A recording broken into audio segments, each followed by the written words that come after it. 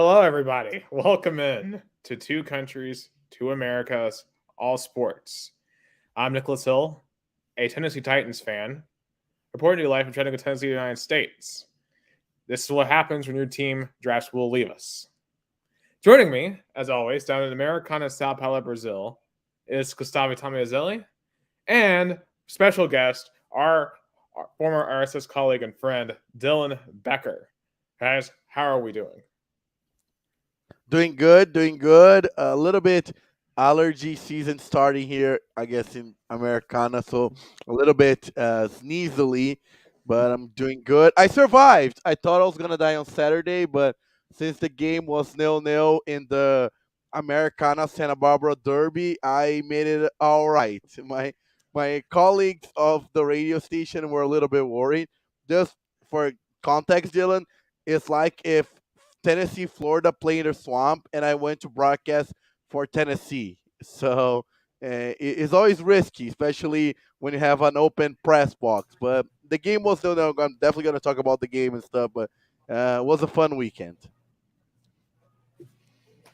Yeah, that level of intensity of sport can be rough. I don't care who you support or what even your role is. Yeah, and, the stories that we hear about that you tell about the rivalries down in Brazil are just insane. Of course, sports rivalries in general are pretty insane. But we are here. It's episode 75. Congratulations, everybody. We have made it 3/4 of the way to 100 here on May Day, May the 1st, 2023. And with it being early May, we are full on into playoff season, both NBA and Stanley Cup. And Dylan, you really wanted to come on today because the first round of the Stanley Cup playoffs is still not done. We have one more game left here tonight, Game 7 between the New York Rangers and the New Jersey Devils. But we had another Game 7 last night. That was probably one of the biggest upsets, if not the biggest upset in playoff history. The Boston Bruins blew a 3-1 lead against the Florida Panthers. They had a 3-2 lead in Game 7 with a minute left. Florida ties it up, and then Florida wins in OT. Dylan, how did the Boston Bruins, with 65 wins in the regular season, a record amount of points, lose to Florida? I think that's the simplest answer possible. It's just stupid playoff hockey. When you get a lead in the series like 3-1, you start to kind of pump the brakes a little, relax. You think you're doing fine, but then you start getting lazy and let the other team kind of get a little too intense on taking advantage of you slacking off. And eventually it's Game 7. It's do or die at this point. It goes to overtime, which raises the stakes even further. And then just in a matter of it just takes a single shot to ruin an entire fan base's night. And I don't think there's a bigger fan base that you can disappoint than the Bruins, given, like you said, the absolutely remarkable season they've had. And it just goes to show that the President's Trophy curse is alive and sucks to deal with. Yeah, I remember, I think the Preds won it in like 18. It was the year after he went to the Stanley Cup final. And we lost second round to Winnipeg. So we were victims of that curse. I mean, I think was it the Lightning are the only one that won it and then broke it? And that was the year after they lost to Columbus. I think technically yes, but I think the year that the Lightning had the best record in the league was the bubble year. So I could be wrong on this. But either way, you got to kind of put an asterisk next to it because the bubble was chaos. Right. I mean, there's two Eastern teams in the finals.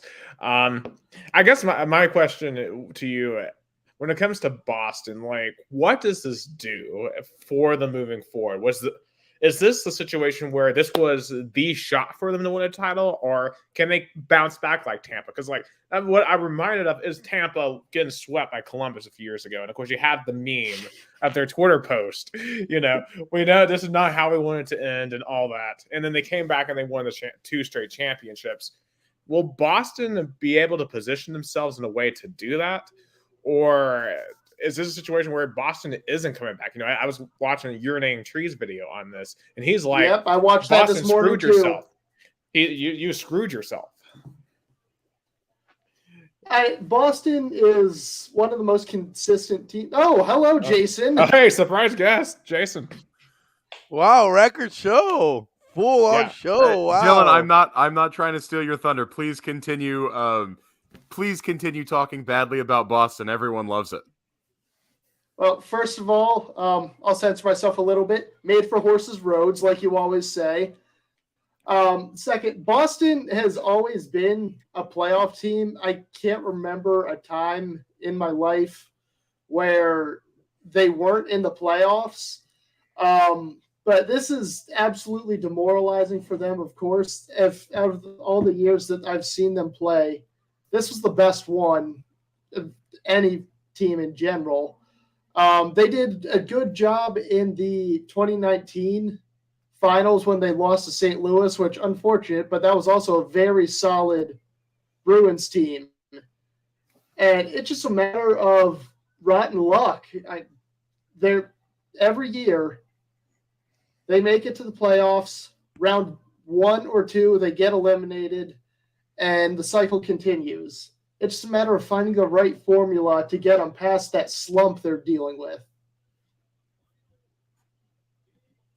Yeah, and we are joined by our good friend Jason Wyrick as well, and former RSS colleague. And Jason, kind of just jump on in here with your thoughts on what is potentially the biggest upset in the history of the Stanley Cup playoffs.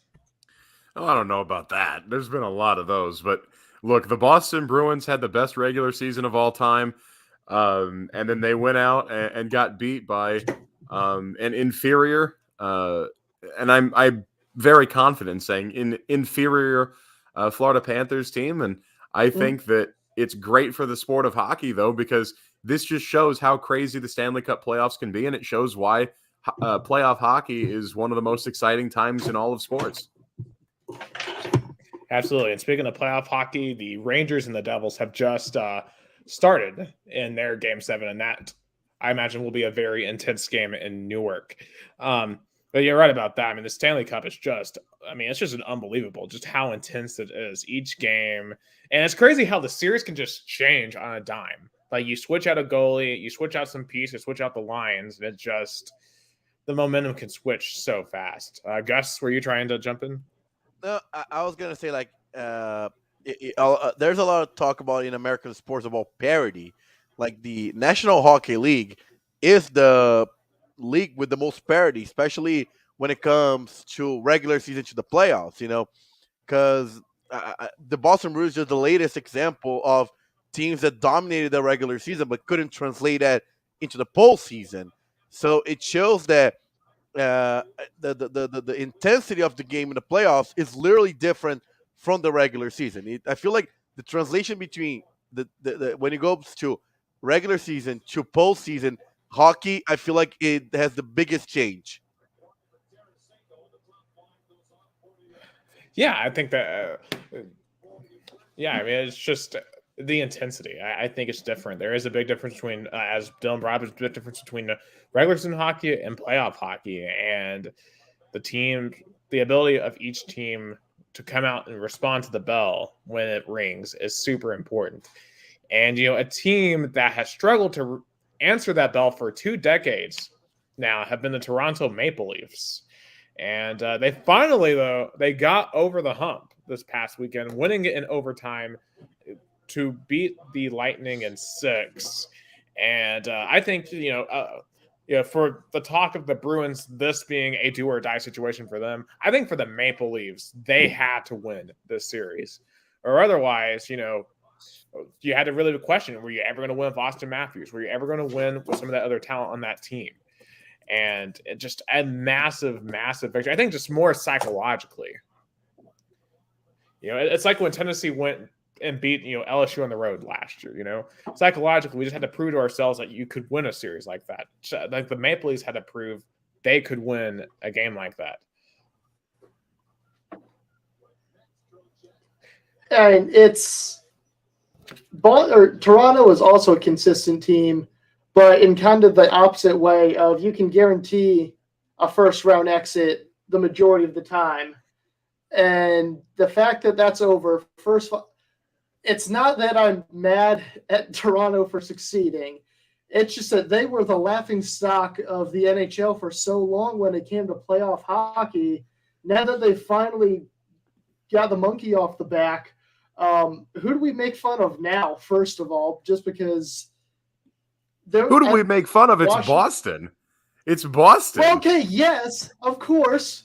This year, or even the Lightning for doing all the crap with the salary cap just to lose. That too.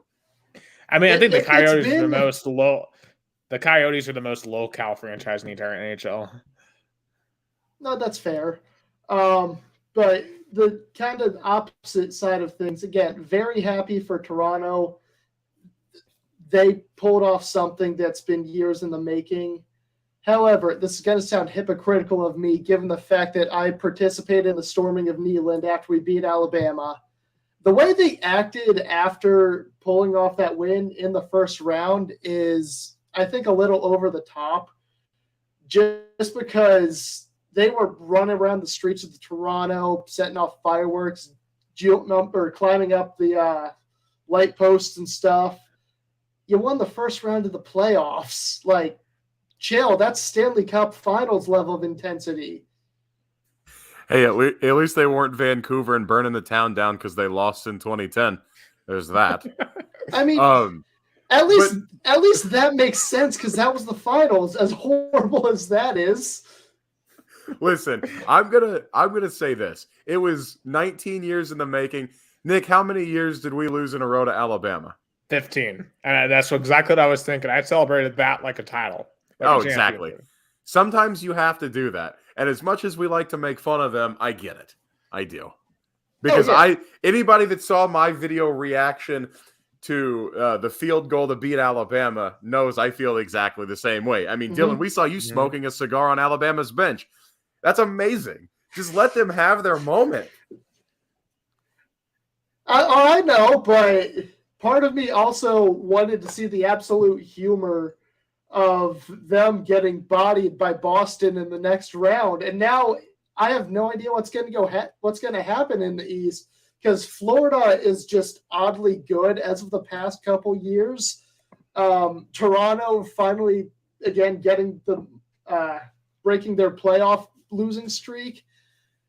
The East is up for grabs, essentially, and it is very complicated time to watch hockey.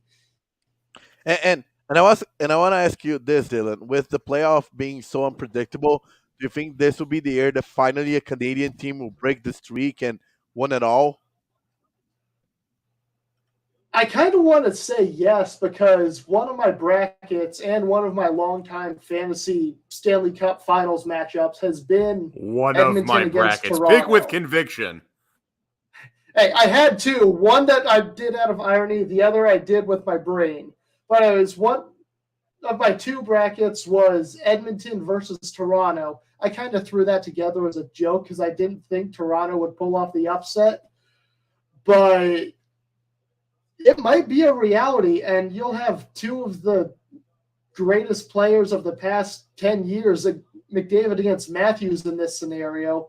I'd be pulling for Edmonton just because personally I like Matthews more as a player. But as Stanley Cup Finals in which two Canadian teams are participating would be absolutely legendary. And in fact, looking at the bracket, it's the only two Canadian teams left. But both have the talent to pull it off, as you said, between Connor McDavid and Austin Matthews. It's just whether or not they have the supporting cast. And as we've seen in the last several years, they haven't. But I think it's a possibility. But I think the winner of this New York Rangers, New Jersey Devils series is going to be a very tough out in the East. Yeah, both teams are just absolute juggernauts when it comes to hockey. I'm watching the game right now. It's almost like you can barely tell if it's at the Garden or at I can't remember where the Devils play, but there's so much the blue, Prudential there's Center. so much red. Yes, thank you, Jason. Gotcha. Those cities are so close together that it just it's 50-50 on who the crowd wants. I mean, it looks like an American flag in there. It's just red and blue alternating like every row. As they're 6 minutes in, no score. This is one of my favorite matchups of the Stanley Cup playoffs I think I've ever seen. It's probably happened before just because the Metro Division and wild card stuff. But whenever you get a rivalry like this in the playoffs where two teams that absolutely hate each other play each other an extra 4 to 7 times, it makes for fun hockey. And especially within the proximity that these two teams compete. Obviously, the New Jersey Devils are in the suburb of New York City of Newark, New Jersey, and then the Devils are playing in Manhattan. That's like a 20-minute drive. That's like a 15-minute subway trip between them. The proximity just makes it incredible, and the atmosphere is electric. This has been such a fun series so far, and it's going to continue to be for another, 52 minutes or something? That's something like I'm that. excited. So who do you guys and like I said earlier, pull this thing out here tonight? Well, that's a toughie just because Game 7s are so – and we know how bad Game 7s can get. You look at Seattle against Colorado and then Boston against Florida. I kind of want to see the Rangers succeed just because I feel bad for Patrick Kane being – Jason, I mean this in the best way, absolutely abused by the Blackhawks over the past couple years. So seeing one of the best Americans to play in my lifetime, at least, finally return to being successful is kind of a feel-good story. Look, if you didn't say it, I was going to. I'm very much rooting for the New York Rangers. I think, playoff hockey is a lot of fun, and I've had not a whole lot to root for in the last several years because the Dynasty Hawks crashed and burned after they got swept in 2016 by the Nashville Predators. And so seeing two former members of the Dynasty Hawks in Artemi Panarin, the Breadman, and Patrick Kane, the aforementioned Patrick Kane, has been really fun to watch. But unfortunately, for my rooting interest for those two guys, I like the Devils to win this. Obviously, they're on home ice for what that's worth with about a split crowd, but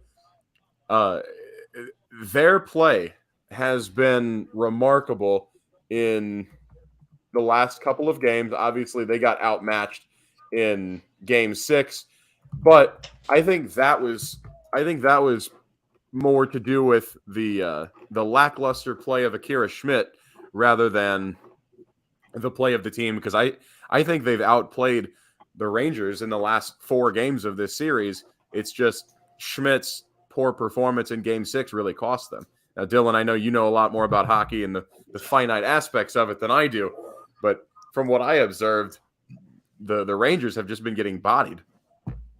Yeah, it's those late playoff or late round of the playoffs jitters. You start to get into later games, start hitting the panic button a little more, and just like that, with one single shot, it's all over for you, or you just make things a lot worse.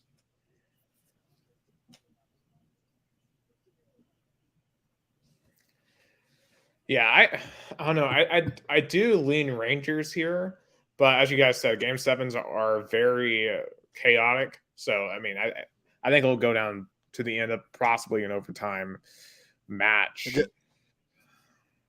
Just quick shout out to the people watching us. Spencer Young says Jason Canoffy. Jason's relatively calm.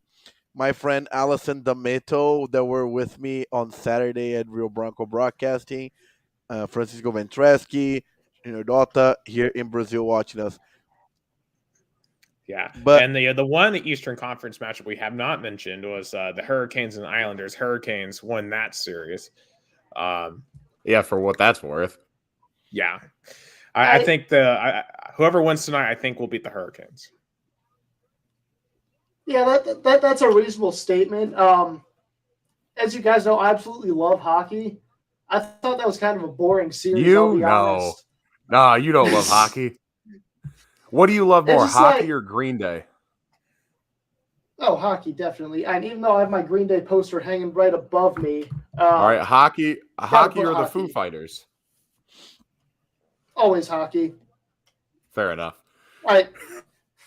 But with the Carolina against New York series, there wasn't really any intense drama that I liked coming out of playoff hockey.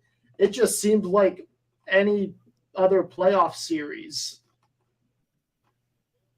You had the overtime game winner by Stastny a few days ago to secure the win for the Leafs, or the Canes, excuse me. And you had Sebastian Aho fight or hit Sebastian Aho, two different players just with the same exact names, same spelling, which was fun. But other than that, it was just kind of an okay series. When you're spoiled with like the Game 7 drama of the best regular season hockey team to ever exist, and then you've got the proximity rivalry of the Devils and the Rangers, you're spoiled with those types of matchups in the first round.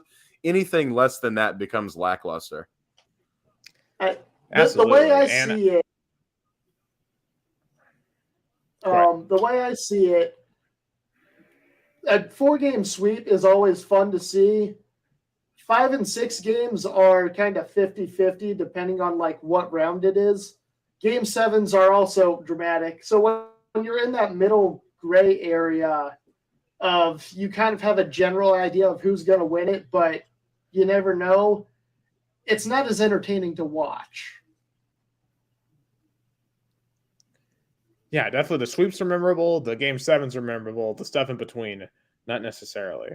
But speaking of a Game 7, the only one that we had out in the West was the Seattle Kraken, the young gun team in the Pacific Northwest, taking out the defending Stanley Cup champions, the Colorado Avalanche, on their home ice to win in 7.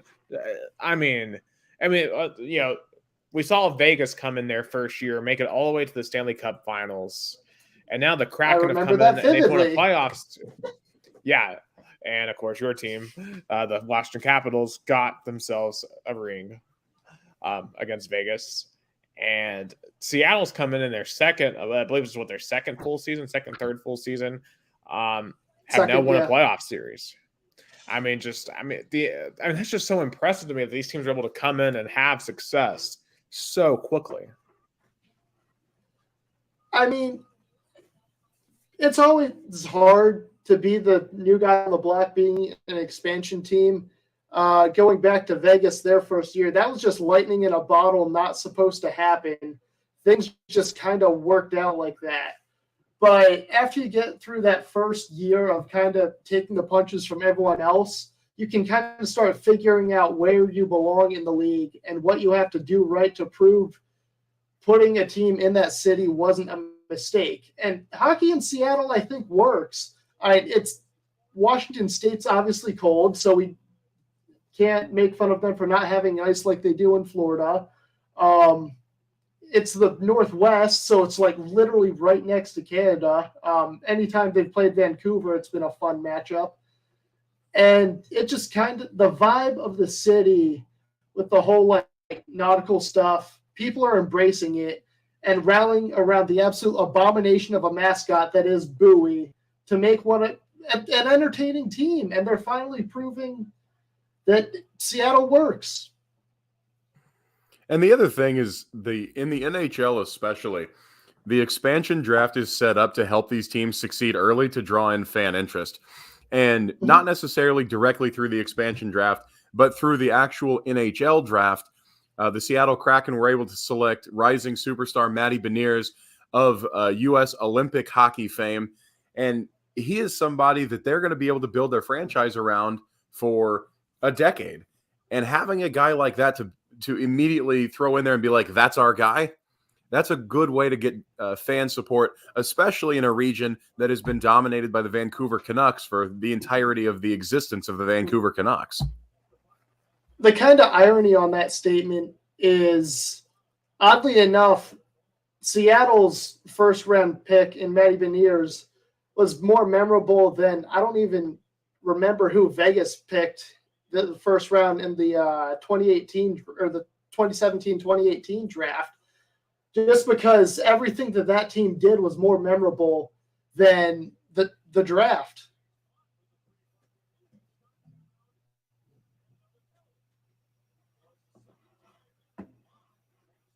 I think our friend Nicholas Hill mic is off, but Alice in the Middle, yeah, Rangers and Dev are on right now. That's the game we're talking about.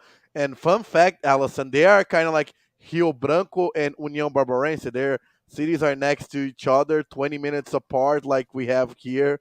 So, so there's the comment. So go ahead, Nick. Now I think your mic is on. Yeah.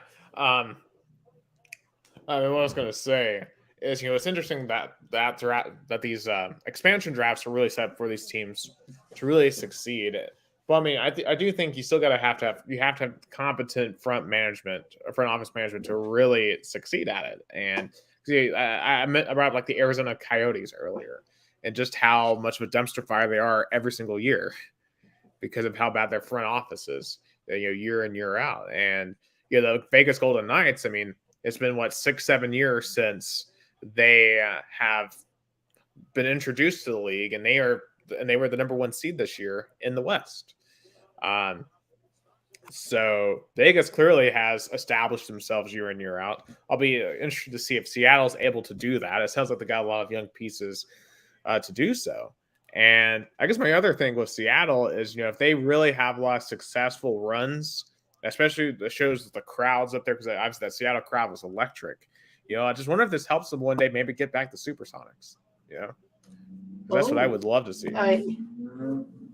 They have the infrastructure to do it, given they just built that new arena. It's just a matter of anyone who wants to buy into ownership of a basketball team willing to put down that much money. I know for Seattle's ownership, they got Macklemore in, Marshawn Lynch is part of the ownership group, but it takes more than just a couple of well-known names to start a major sports team. Yeah, because I've always maintained that when it comes to NBA expansion, I would love to see Seattle and Vegas get teams, then kick over Memphis and New Orleans to the East. I think that'd be an interesting transition in how the league's organized. I like moving the teams to the East. I don't think it's going to be viable for the NBA to go back to Seattle. I think the city of Seattle and the state of Washington exhausted their avenues trying to keep the Sonics and really burned those bridges with NBA ownership, the board of governors, the leadership.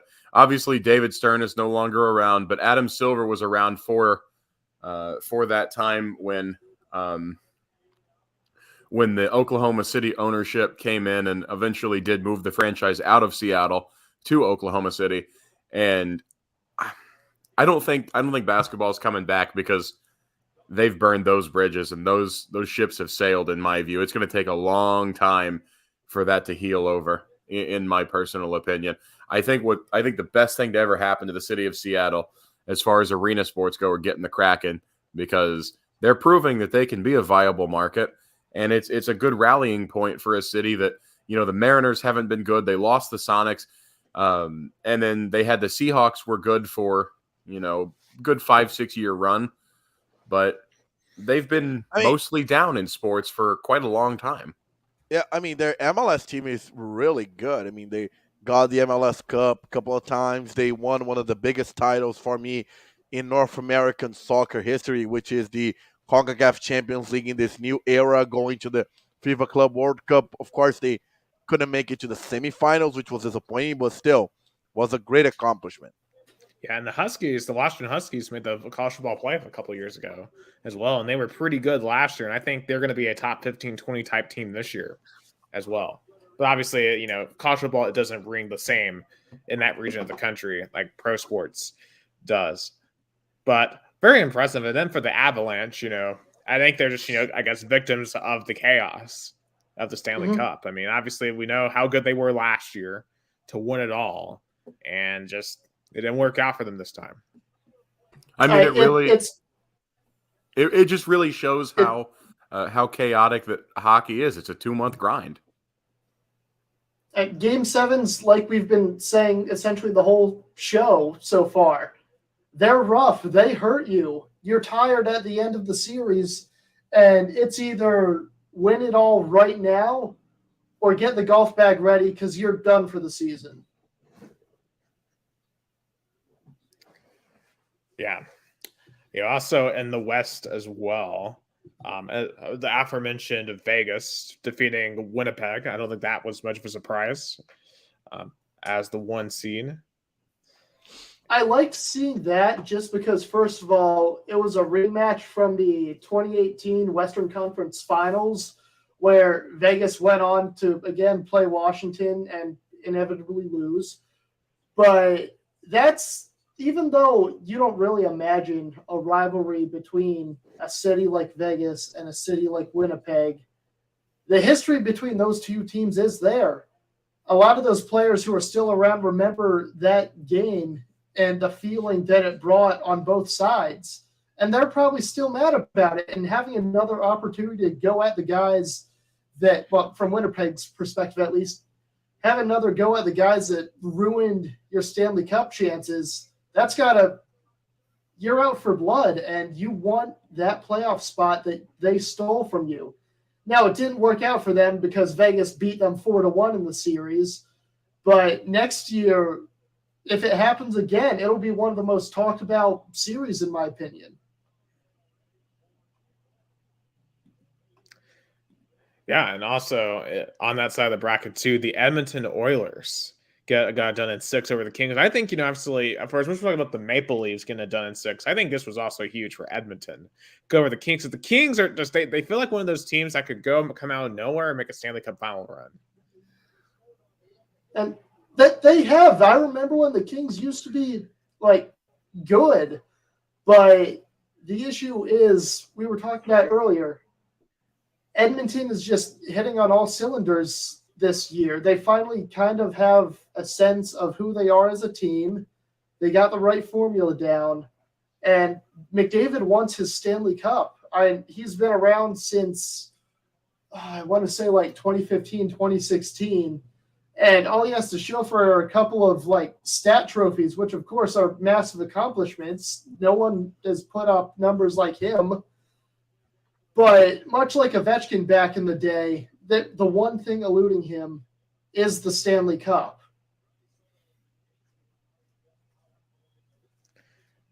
Yeah, and it just would be so fascinating if we got that Oilers Maple Leaf series to see McDavid versus Matthews. And see which one would get their first ring. The other kind of fun part of that is you have the absolute humble superstar that is McDavid finally having his name engraved on the Stanley Cup. And on the flip side of that, another thing we talked about, I'm kind of curious to see how the city of Toronto would react to a Stanley Cup win. And they haven't won since, I want to say, 1967. And again, Canadians are very proud of their hockey teams. Even though recently they had more success in soccer and basketball.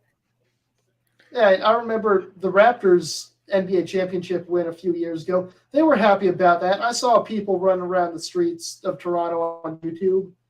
But a Maple Leafs win is something that's to kind of put all it of in Ontario would be burning to the ground. Yeah. To put it in a concept that I can kind of describe, what we did or what Tennessee did when we beat Alabama times 100. I was about to say the same thing. It's like I said, it's one thing finally winning a playoff series or beating a team after 16 years. It's another being on top of the world, being the best, raising that 45-pound trophy above your head. If they win, you can expect all the pandemonium of Knoxville after beating Alabama, like Dylan said, times 100, and it's also going to be a week-long bender for the entire province of Ontario. I mean, that's just the way it is. we all remember the videos of the summer of Ovi running around DC doing the cup stands. That's going to be an entire year for the fans of the Maple Leafs because it's been that long for them. I mean, it just would be an unbelievable celebration. The only playoff series we haven't gone to, is Stars overcoming the Wild, and that feels like the next fan base eventually to explode. I mean, just Minnesota fans in general just can't buy any luck in the postseason in any sport. Obviously the Vikings constantly choke. They deserve the Twins can't win Twins can't win a playoff game. The Wild can't win a playoff series. The Timberwolves can't win a playoff series. So, people in Minneapolis can't enjoy anything. Just for that series, first of all, Marc-Andre Fleury has been a massive blessing for the Wild. They basically kicked him out of Vegas and put an accidental pun, went all in on Robin Leonard, who didn't even play this season. Then Fleury had a short stint in Chicago. Legendary stint. It's Chicago. No one is really happy there, let's be honest. And then he finally kind of figured it out and revived himself as a goalie in Minnesota. And then you got the addition of Ryan Reeves, who brings the grit of hockey to a team that is, unless you're from there, no one really has an opinion about. I mean that in the best way. But they're on their way up. It's just a matter of what do they have to do, that one missing piece to get it right. Yeah, and Dallas too. That's a team too that's really gotten go the past couple of seasons. I know they made the Stanley Cup Finals a couple of years ago, and they have been very, very solid. So, kind of looking at some of these matches. First in the West, who do you like to advance to the Western Conference Finals between Seattle and Dallas, and then Vegas, Edmonton? So, I think I want Seattle to go over Dallas just because I like the idea of the underdog story, the new team in the league, kind of making that extra step, proving they belong. And then Vegas versus Edmonton is tough because one of the biggest points I always made on Rock Solid Sports is what would make the best story. On one hand, Vegas is probably still a little bitter. Excellent sweater. Vegas is probably still bitter about losing in the finals to Washington all those years ago. But at the same time, McDavid wants that cup. It's just a matter of who wants it more. I can almost guarantee you that matchup would be a Game 7. So I'm going Edmonton to go to the Western Conference Finals. Jason, who do you have going to the Western Conference Finals? Seattle, Dallas, and Vegas, Edmonton. Give me Dallas and Edmonton. I mean, gut reactions, Dallas and Edmonton. For me, I'm going to go Seattle and Edmonton.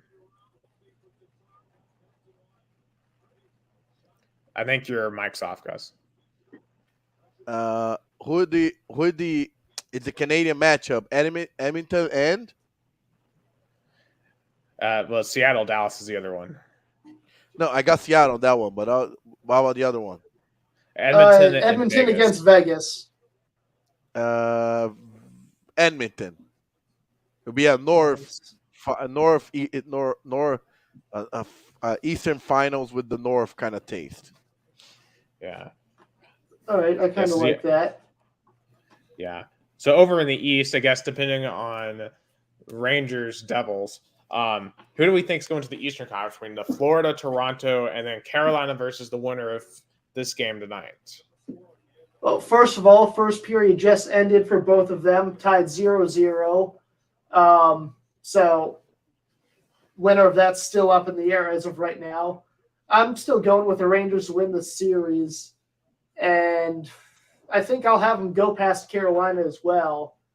Now, Florida against Toronto is going to be an interesting one just because Toronto wasn't supposed to win, and Florida wasn't supposed to win either.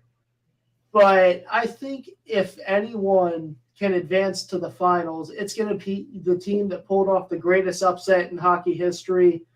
I'm going to have Florida advancing to the Eastern Conference Finals to play New York. Give me the others. Let me get the Devils and the Leafs. All right. Rangers and the Leafs. I will agree with Gus. I'm going Rangers and the Leafs as well. So, and could you imagine New York and Toronto in the Eastern Conference Finals? Those would be unbelievable, just unbelievable atmospheres.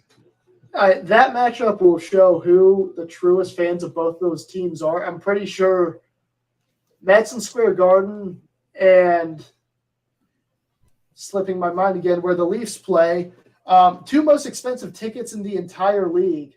I saw a stat when the playoffs first started that one of the worst seats at Madison Square Garden was going for $1,300.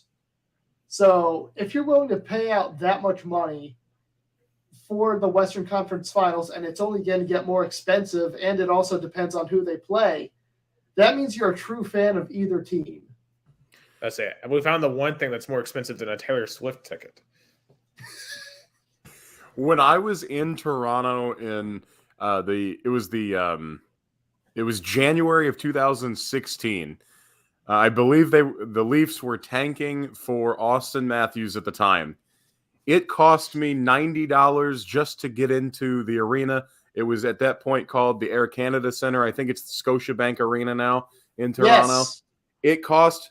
It cost me $90 just to get into the arena when they were tanking. I can't even imagine what the ticket prices are going to be like for this.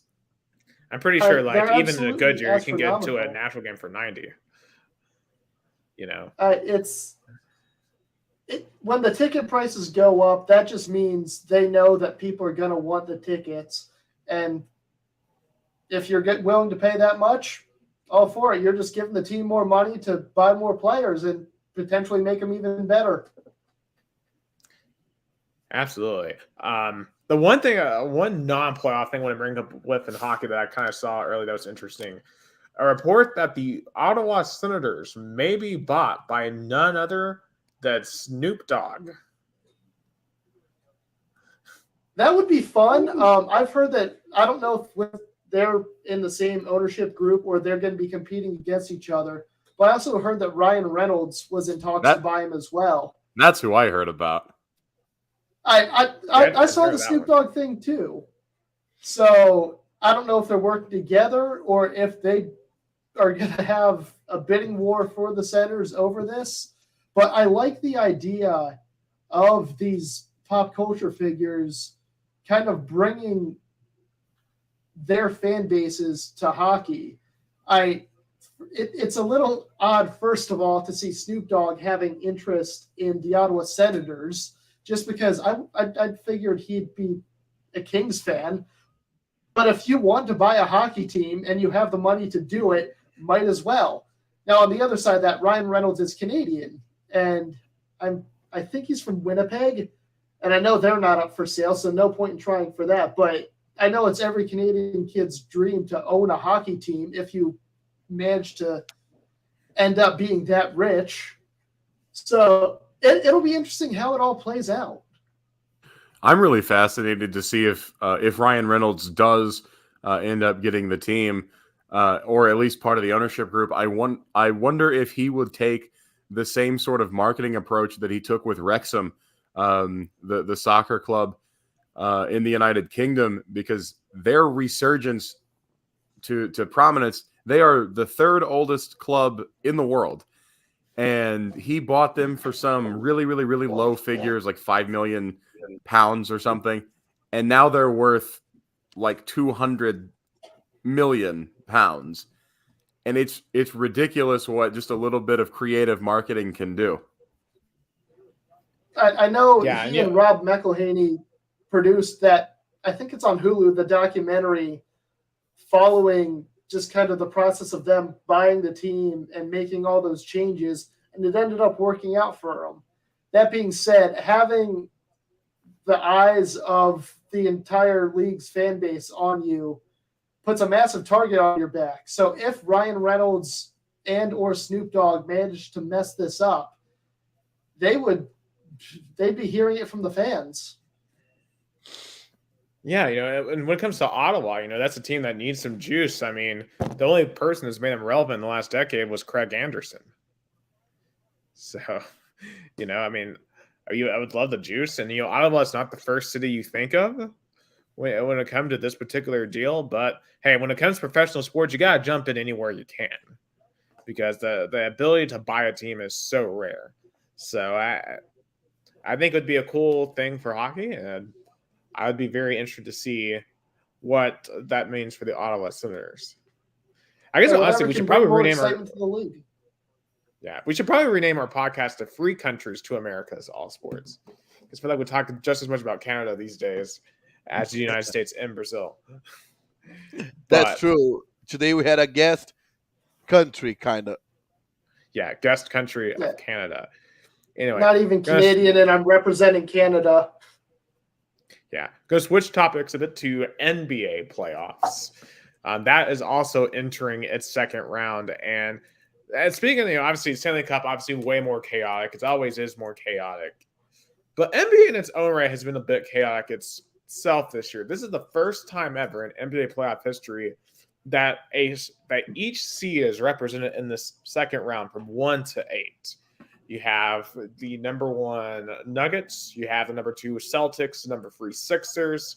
You have the number 4 Suns. You have the 5 Knicks, the 6 Warriors, 7 Lakers, the 8 Heat. Literally every seed is represented. The first time that's ever happened. It may be the only time you ever see that happen.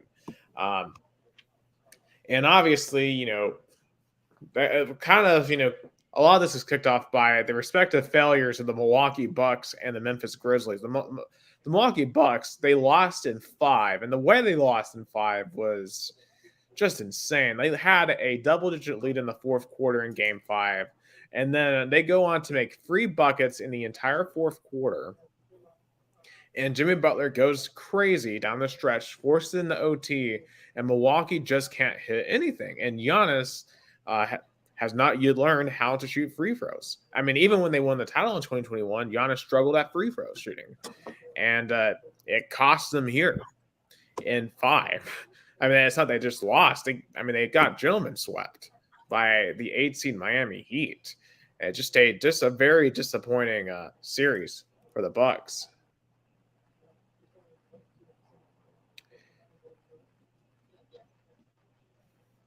I know Jimmy Butler is getting up there in age, and he's kind of craving another championship, and so he's out.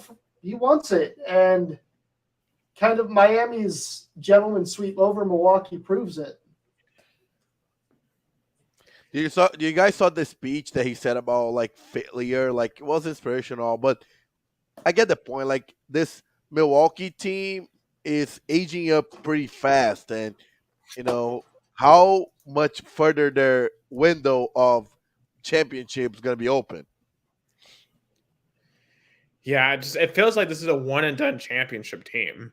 Like, I don't see them winning multiple championships unless you have a massive roster turnover. And ironically, it's setting up for just like when Kareem Abdul-Jabbar was there in the late 60s, early 70s, because Kareem Abdul-Jabbar won a title, and I believe it was 1971.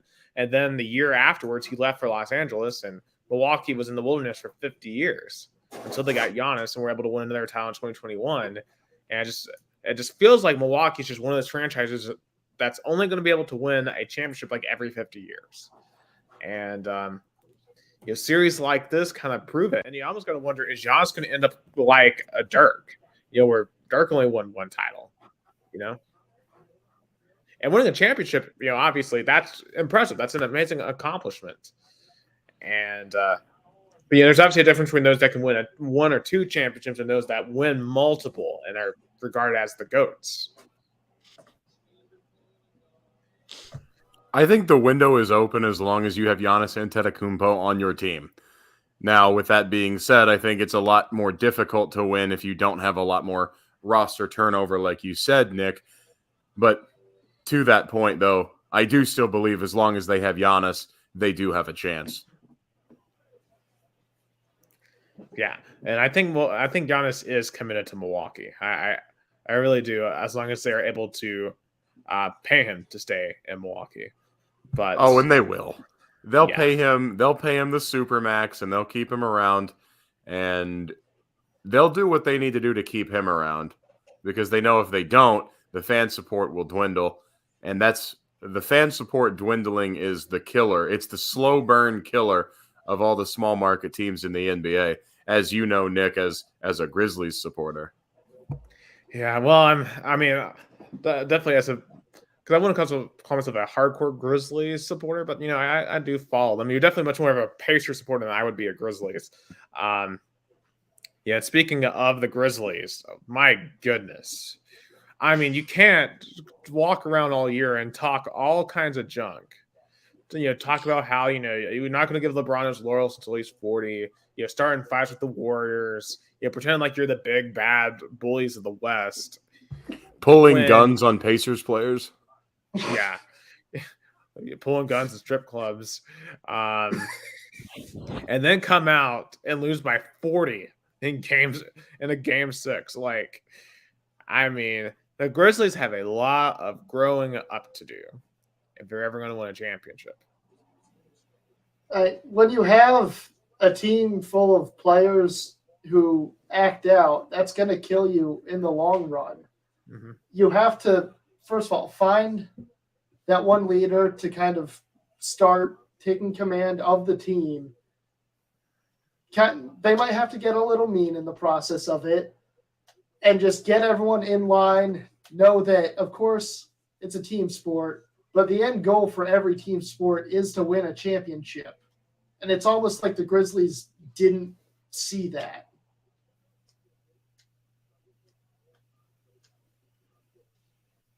Yeah, I think Memphis was too cocky in the regular season, but the John Morant situation was a distraction, and this team needs to mature, and they face the most mature team. Like the Lakers they probably are not the healthiest, are not the most talented, but they're definitely the most mature team, and maturity beat kind of cockiness. I think the biggest thing the biggest comparison you can make to this Grizzlies team, because they have more talent than just about anybody else. Very, very few teams in the entire league have more talent, and very few players in the league are more talented than Ja Morant. The thing about these Grizzlies is they are a very young team, and they are kind of an off-the-chains, off-the-rails team without a whole lot of veteran leadership, and they remind me of the mid-2000s Indiana Pacers, the Brawl team. That is who they remind me of in the worst way. Because when the Pacers had Ron Artest, Jamal Tinsley, Steven Jackson, Jermaine O'Neal, all those dudes were off the chains. They were a bunch of cast-offs from other teams that didn't care what you thought. And that reminds me of this Grizzlies team. And then the superstar, obviously, being at the time was Reggie Miller, an aging Reggie Miller. But you had still a very young Ron Artest, who was one of the best defensive players in the league. And he was at or around the level of Ja Morant right now. And that Pacers team was one of the best defensive teams I've ever seen. But they had a bunch of immaturity issues, and it showed. And that's the future of the Memphis Grizzlies, in my view, if they don't do a lot of maturing and soon. Because they're going to end up like that Pacers team, and it's just going to be a complete waste of talent. And that Brawl team put the Pacers back 6-7 years. I mean, that's a good point. I mean, they really might be heading for their Malice at the Palace moment. And I really don't want to see that because I've been watching Ja Morant since he played at Murray State. I mean, and I remember recognizing his talent then. And because I want to really see him succeed. I want to see this team succeed. I would love to see the Memphis Grizzlies do well, just because it's a Tennessee professional sports team. Tennessee professional sports team has yet won a championship. The Predators were the closest to that. Yeah, well, the Titans are never going to do that. So you better hope not with their current moves, but I'll get to that here in just a moment. Just a couple. You took Will Levis. Yeah, I will. We will get to that. Anyway, so, but as you guys said, I don't know. And like the Memphis has so many young pieces that I don't know. It's just wild. But at the same time, you do have to give the Lakers their credit. I mean, D'Angelo Russell played out of his mind in Game 6. Shout out to D'Angelo Russell, legend, Louisville Central High School legend D'Angelo Russell. Absolutely.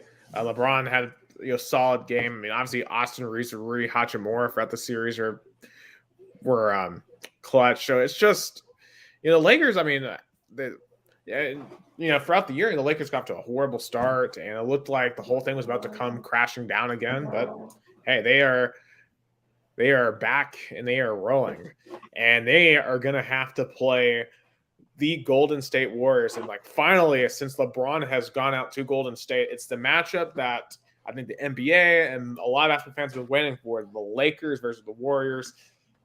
But the Warriors had to go all the way to Game 7 against Sacramento. They were able to extinguish the beam in Sacramento. And I just have to say this: I came away from this series with so much more respect for Sacramento. I didn't watch much of them in the regular season, but once again, that's a very young team in Sacramento. But unlike Memphis, that's a team that they keep their core together and they keep gelling. That's a team that could win some playoff series eventually.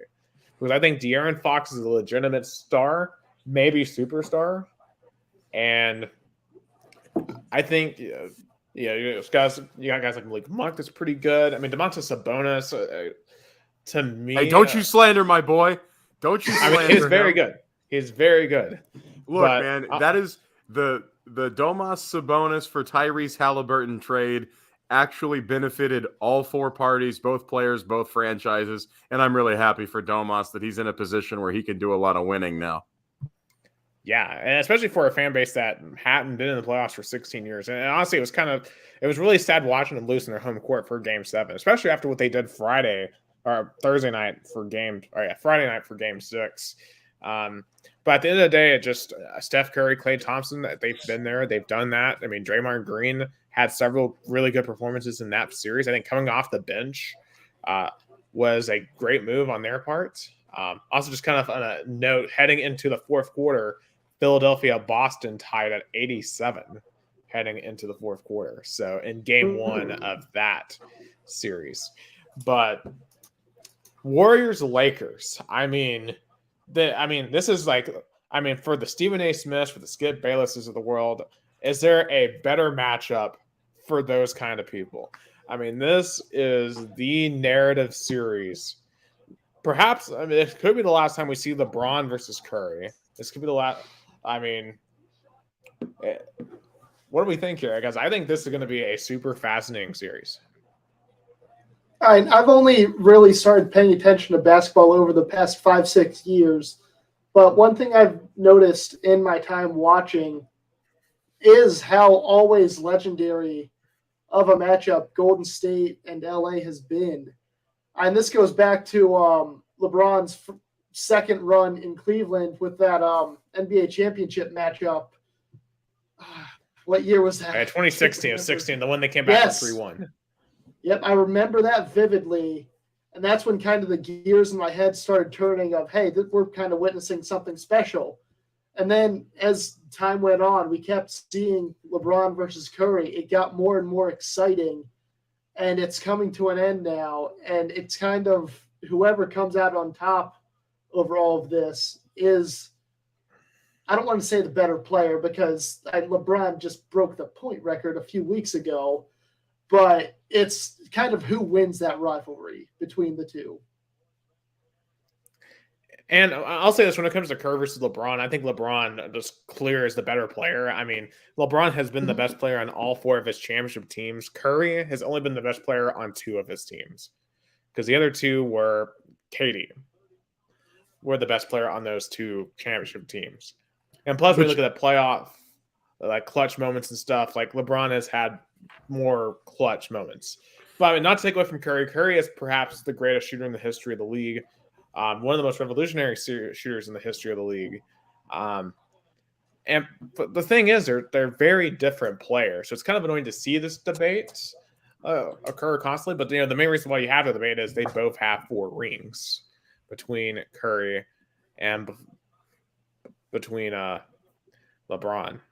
I think it's also really important to acknowledge that both of them are top 5 or 10 players of all time, regardless what you think. Like, you don't have to like either of them. You don't have to think they were the best player on each individual team that they were the champion of. Like you said, Curry may have only been the best player twice. I would contend that LeBron James may not have been the best player one of the times that they were playing with Miami. Maybe Dwayne Wade or Chris Bosh was the best player on that team that year. Now, of course, and also I'll entertain arguments too for Anthony Davis in 2020 as well. Right. And there's arguments to be made that LeBron wasn't the best player, but the fact of the matter is these 2 guys are going to go down in history as 2 of the top 5 or 10 best players to ever live. LeBron's probably the best athlete to ever play basketball. Curry's the best shooter to ever play basketball. And at some point, you just have to acknowledge they may not be great at the same things, but they're not mutually exclusive. You can have 2 elites, 2 great players at the same time, and then still have a fun debate, regardless whether they're direct competitors or you're comparing, apples to oranges. It's all about generational talent. If you ask someone who the GOAT is, it's going to depend on when they were watching the sport, and it goes for literally anything. I could have this conversation with my 13-year-old cousin. He'd probably say LeBron. I could have this conversation with my dad, and he'd probably say Kareem.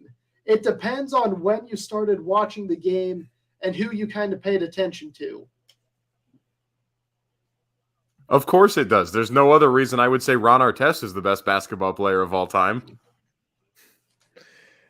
Yeah, and then people get into the obnoxious debate over this era is better than that era. People try to integrate Michael Jordan because he played in the 1990s.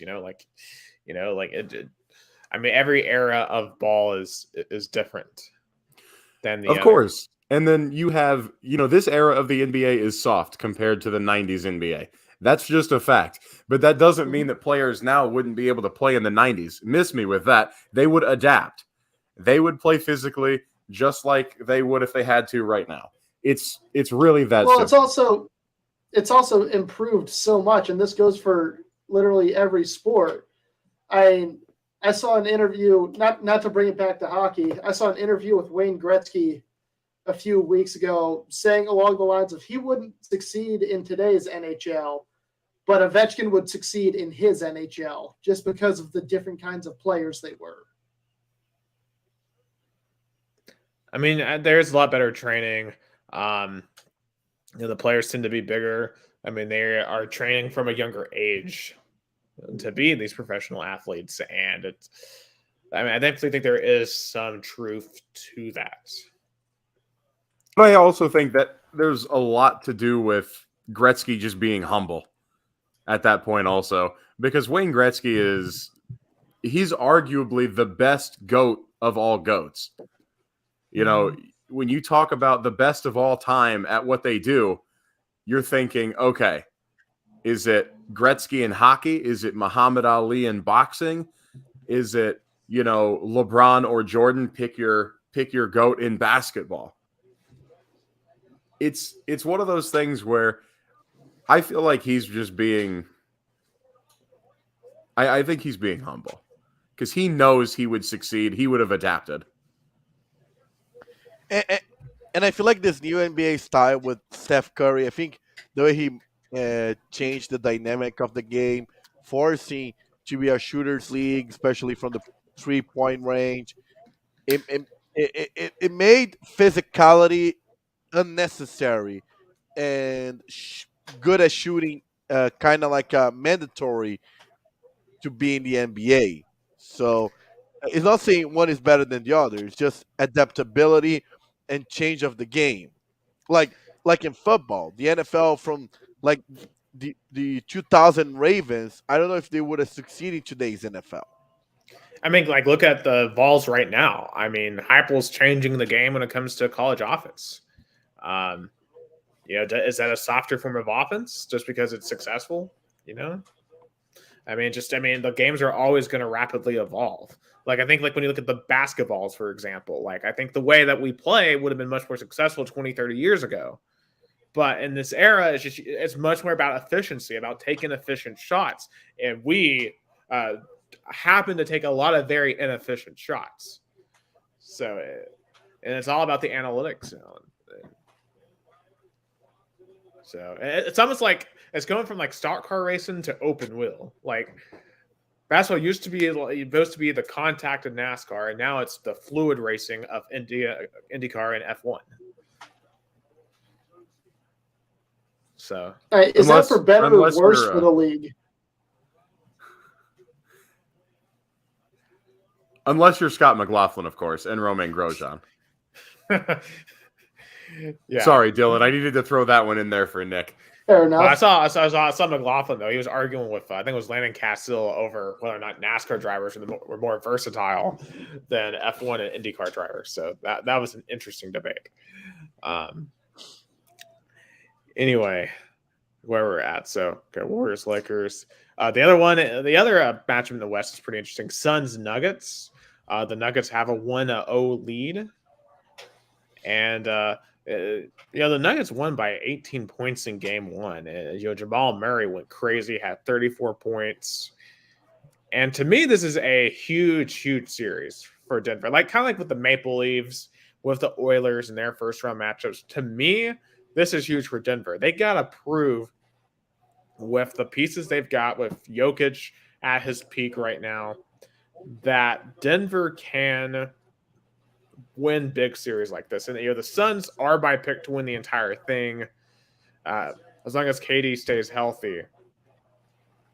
But obviously a great start for Denver. I think Denver's been capable the past few years of winning those big series.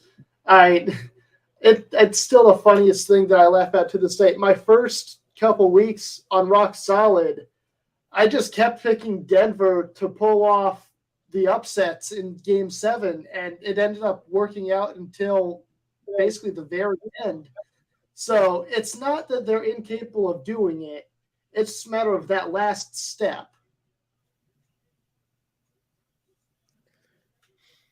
Yeah, and I'd be curious if they do make a run and they do win a title. Like, I wonder, like, where Nikola Jokic's legacy will be. He had 24 and 19 in game one. He only had 5 assists, which is actually kind of low for him. He normally is in the double digits there.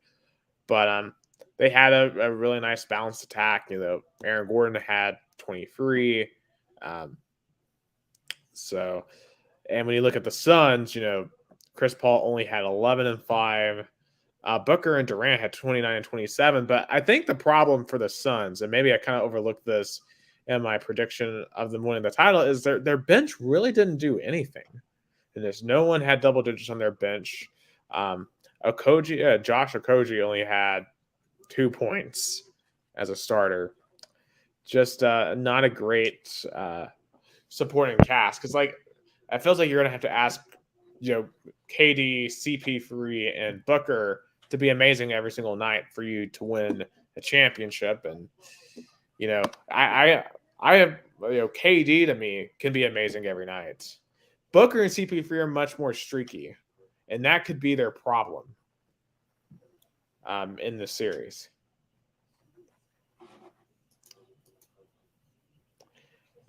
But anyway, on the Eastern side of things, the Heat took down the Knicks in game one. Obviously, great atmosphere there. Speaking of ticket prices, I believe they were up in the hundreds of dollars for Miami and New York. Rematch of some late 90s classics. They played in the playoffs in 3 straight years in the late 90s. And now here they are again Jimmy Butler had a modest 25 points. Gabe Vincent had a nice 20-point outing. And Kyle Lowry coming off the bench with 18 to knock off the Knicks at home. I do think this is going to be a physical series. It's going to be, I think, a nice defensive series. However, I really think the Miami Heat right now are turning it up to a different level. I think they're going to win this thing in 6. I really like Miami. Knicks in 7. I still believe. I still believe in the Knicks. Yeah, I'm gonna go Knicks in 6. Absolutely. And obviously, the final series in the East is going on right now. Midway through the fourth quarter, Celtics 93, 76ers 91, 9:30 left in the fourth quarter. But they are without Joel Embiid. Yeah, and honestly, I'm starting to get worried about the Boston Celtics. And they just hit a free to get up by 5. They really didn't play that well against Atlanta. I mean, they beat them in 6, but they were they had some of their wins were really tight. The Hawks make 1 or 2 more runs, that thing could have gone to 7, and then they would have been in the same spot as ironically the Bruins were on this same exact court. If they can if the Sixers could get Embiid back, I think they could be in trouble. Because just the rumors about their locker room issues inside, at least the rumors for some of the locker room issues inside Boston, I don't know. It's just because last year I just felt like they were much more solid than they are this year. And I feel like, if they don't get it together, that could come back to cost them. The biggest thing that can kill a team, whether it's playoffs or regular season, is a toxic locker room. When your teammates are starting to form those little factions within the locker room, sitting with the people they want to sit with rather than just bonding as one unit, that's when trouble really starts for a team because you're not really a team then. Yeah, and that's what, tonight, it's kind of a superstar matchup. You have Jason Tatum with 36 so far, and you have James Harden with 34, 13 to 24, so efficient night 2 for James Harden, which, we've known he's had his playoff troubles when he goes and has too much fun in other locations. But tonight he seems to be focused and all in, especially without Joel Embiid. Just quick picks. I picked the Heat in the East. So my East picks, I'm going to go Heat and Celtics in the finals. What about you guys? I'm going Knicks, 76ers. I'm going to go Knicks and Boston. All right. And in the West, I'm going to go, I still believe the Suns are going to come back and win. And I am going to go with the Lakers. Lakers in 7 against the Warriors. I'm going to keep betting on Denver like I always do. So give me Nuggets against Warriors. Me too. Nuggets, Warriors. All righty. So let's move over now into some NFL talk. I mean, before we get into draft, since we have Dylan here, I do want to ask you about Lamar Jackson. Oh, what the heck? Jason, he was my quarterback first. Yes, and Jason. So it was his first. Now, the richest quarterback in NFL history, $260 million. I mean, we've heard all these rumors all offseason about it. He's not going to get that type of money. He's going to get traded. But at the end of the day, the Ravens keep their quarterback. Someone was going to fold eventually, whether it was Lamar just flat out saying, I'm not coming back, or it was going to be the Ravens giving him what he wanted. And they ended up doing just that. $260 million, $185 million guaranteed is an absolute ridiculous contract. My issue with it, though, is Lamar hasn't given us the results that we exactly want. He's a super talented player, but he won MVP. What more do you want from the man? a Super Bowl. Anytime it starts getting down to the wire, he ends up getting hurt, and we end up losing in the playoffs as a result because we really need that solid quarterback to take us all the way. It just hasn't worked out because he's like hurt his shoulder or whatever. And Spencer Young said that's a good point. Signing Odell Beckham Jr. was a sign of caving by the Ravens. I think so too. Was a sign of, hey, we got a weapon. Let's make a deal. I mean, it really comes down to this, in my opinion. For Lamar Jackson, he has no shortage of suitors in teams that would be willing to give him the contract that he had earned being a former MVP of the league. It's a lot harder for the Ravens to replace him than it is for Lamar to replace the Ravens. That's really what it came down to. Of course, they were going to be the first one. Well, the first one to fold. Yeah, because who were they going to have that's kind of where if they didn't? That's kind of where the draft comes in. I heard rumors, honestly, that Baltimore was looking at Hendon Hooker as that kind of investment to replace Lamar.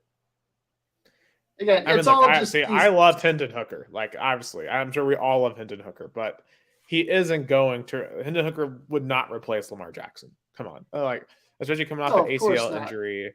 Yeah, and they're different players, different types of quarterbacks. So, I mean, Lamar has proven himself. I mean, yes, I understand he hasn't won a Super Bowl. I know the best team they had, they lost to the Titans at home. And, it's been frustrating. But, winning in Super Bowls are very hard. And we have to remember he's in the same conference as Patrick Mahomes, as Josh Allen right now. And I think, in a way, the Ravens have kind of undersold him a little bit with the help they've given him a wide receiver. Now, given Odell, that's a start. They're hoping Rashad Bateman continues to develop. And they got the guy from Boston College, Zay Flowers, who they hope will also develop into something. So maybe they'll have a wide receiver core. Of course, they've had a lot of problems with their running backs, like J.K. Dobbins getting hurt. So if they can stay healthy, and I think that's what's killed the Ravens over the past few years. The team hasn't been healthy enough when it's mattered. There's a score update, I imagine, Dylan. Yeah, the Devils scored. Hang on a sec. Turn your back. Come on.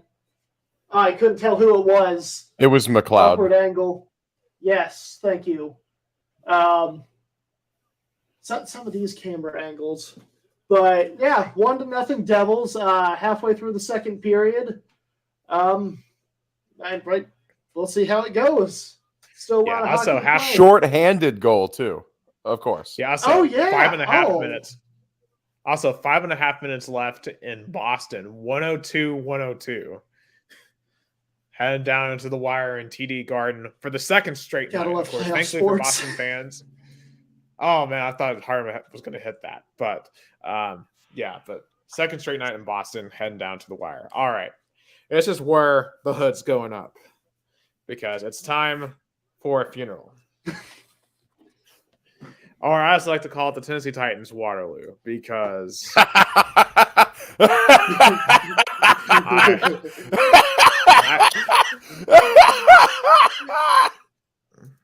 I'm sorry. Continue. Okay. So we got through night one.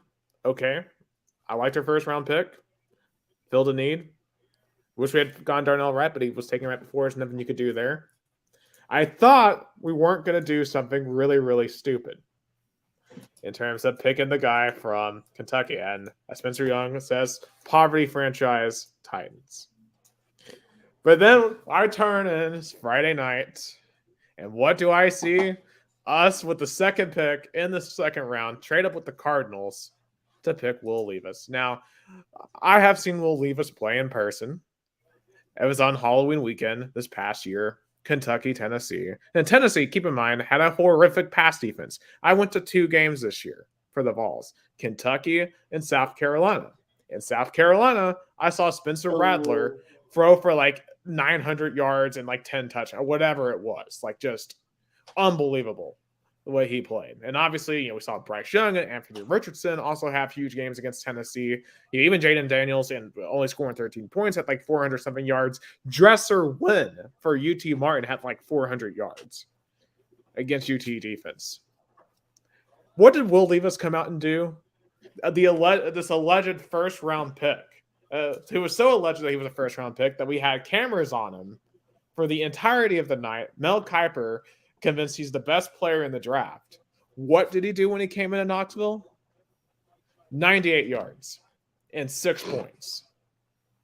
98 yards and 6 points against a horrible Tennessee defense. I was front row for that game, and it was one of the most pathetic performances I've ever seen. And yeah, it's like I was expecting more from Kentucky that day. I mean, it was just they did not look like they belonged on the same field at all. It's when you get embarrassed like that and then hyped up so much, it's really got to kill your ego as an athlete. I'm pretty sure he didn't even show up for the second day of the draft because he was so frustrated with the fact that he was like promoted as this top 5 pick only to not be picked until the second round. Yeah, and there's a reason why he fell all the way to the second round because no one truly believes that Will Levis can be a great quarterback. I mean, look, I get it. He has the size. He has an arm. But that's literally it. If you see him play on a football field, he can't do anything. He couldn't even throw for 200 yards against Vanderbilt. Literally a team in Nashville at home. And we just wasted the second round pick. I mean, I'll be honest. Not only did you waste it, you traded up to waste it. Exactly. And we lost out on getting someone like a Jalen Hyatt or a Cedric Tillman with the third round spot. So instead, we pick a running back with no ACL and Tajay Spears. I mean, granted, Spears' tape is really good, and he could play for a little bit, but that doesn't help the Titans right now. Because as we saw ultimately throughout the process of this draft, I think the Tennessee Titans forget the wide receiver spot exists. I mean, who in the world is going to be the wide receiver 2 on this team? Because let's not remember that Traylon Burks, as opposed to number 1 receiver on this team, we don't know if he can make it through a full season healthy yet or not. He couldn't make it through last year. I don't know if he's going to be able to make it through this year. I think he had some performances when healthy that were promising, but obviously it was nowhere near what A.J. Brown was able to do as a rookie. And considering that he was drafted as the replacement for A.J. Brown, it was a super disappointment. A super disappointment. And,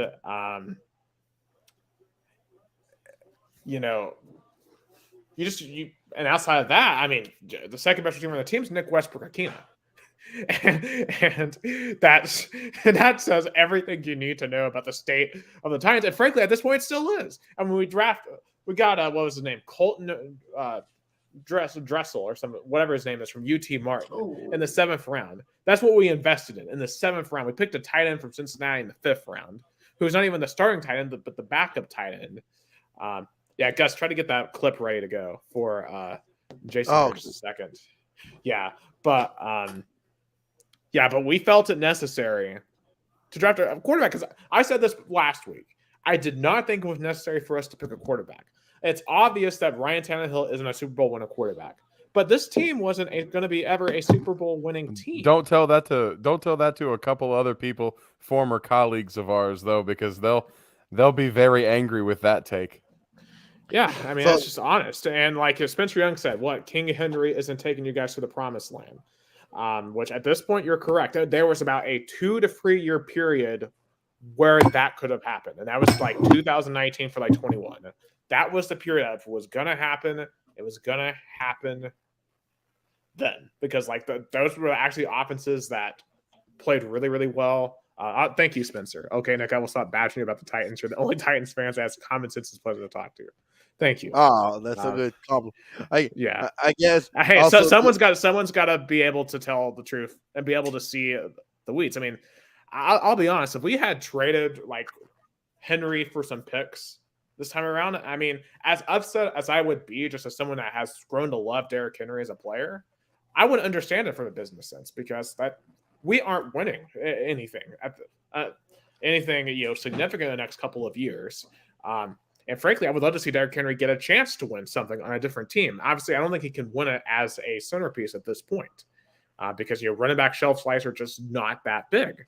And, you have to put yourself in a position to win. And it's just weird because we wasted a third-round pick last year on Malik Willis. And now you're probably not even going to keep him on the roster because you're going to kick him off for Will Levis. You're still going to have Ryan Tannehill be your quarterback. And then, what if you go out and, you just absolutely suck this year, which I honestly think this is going to be a very rough year. I think we're going to be a bottom 5-10 team in the league.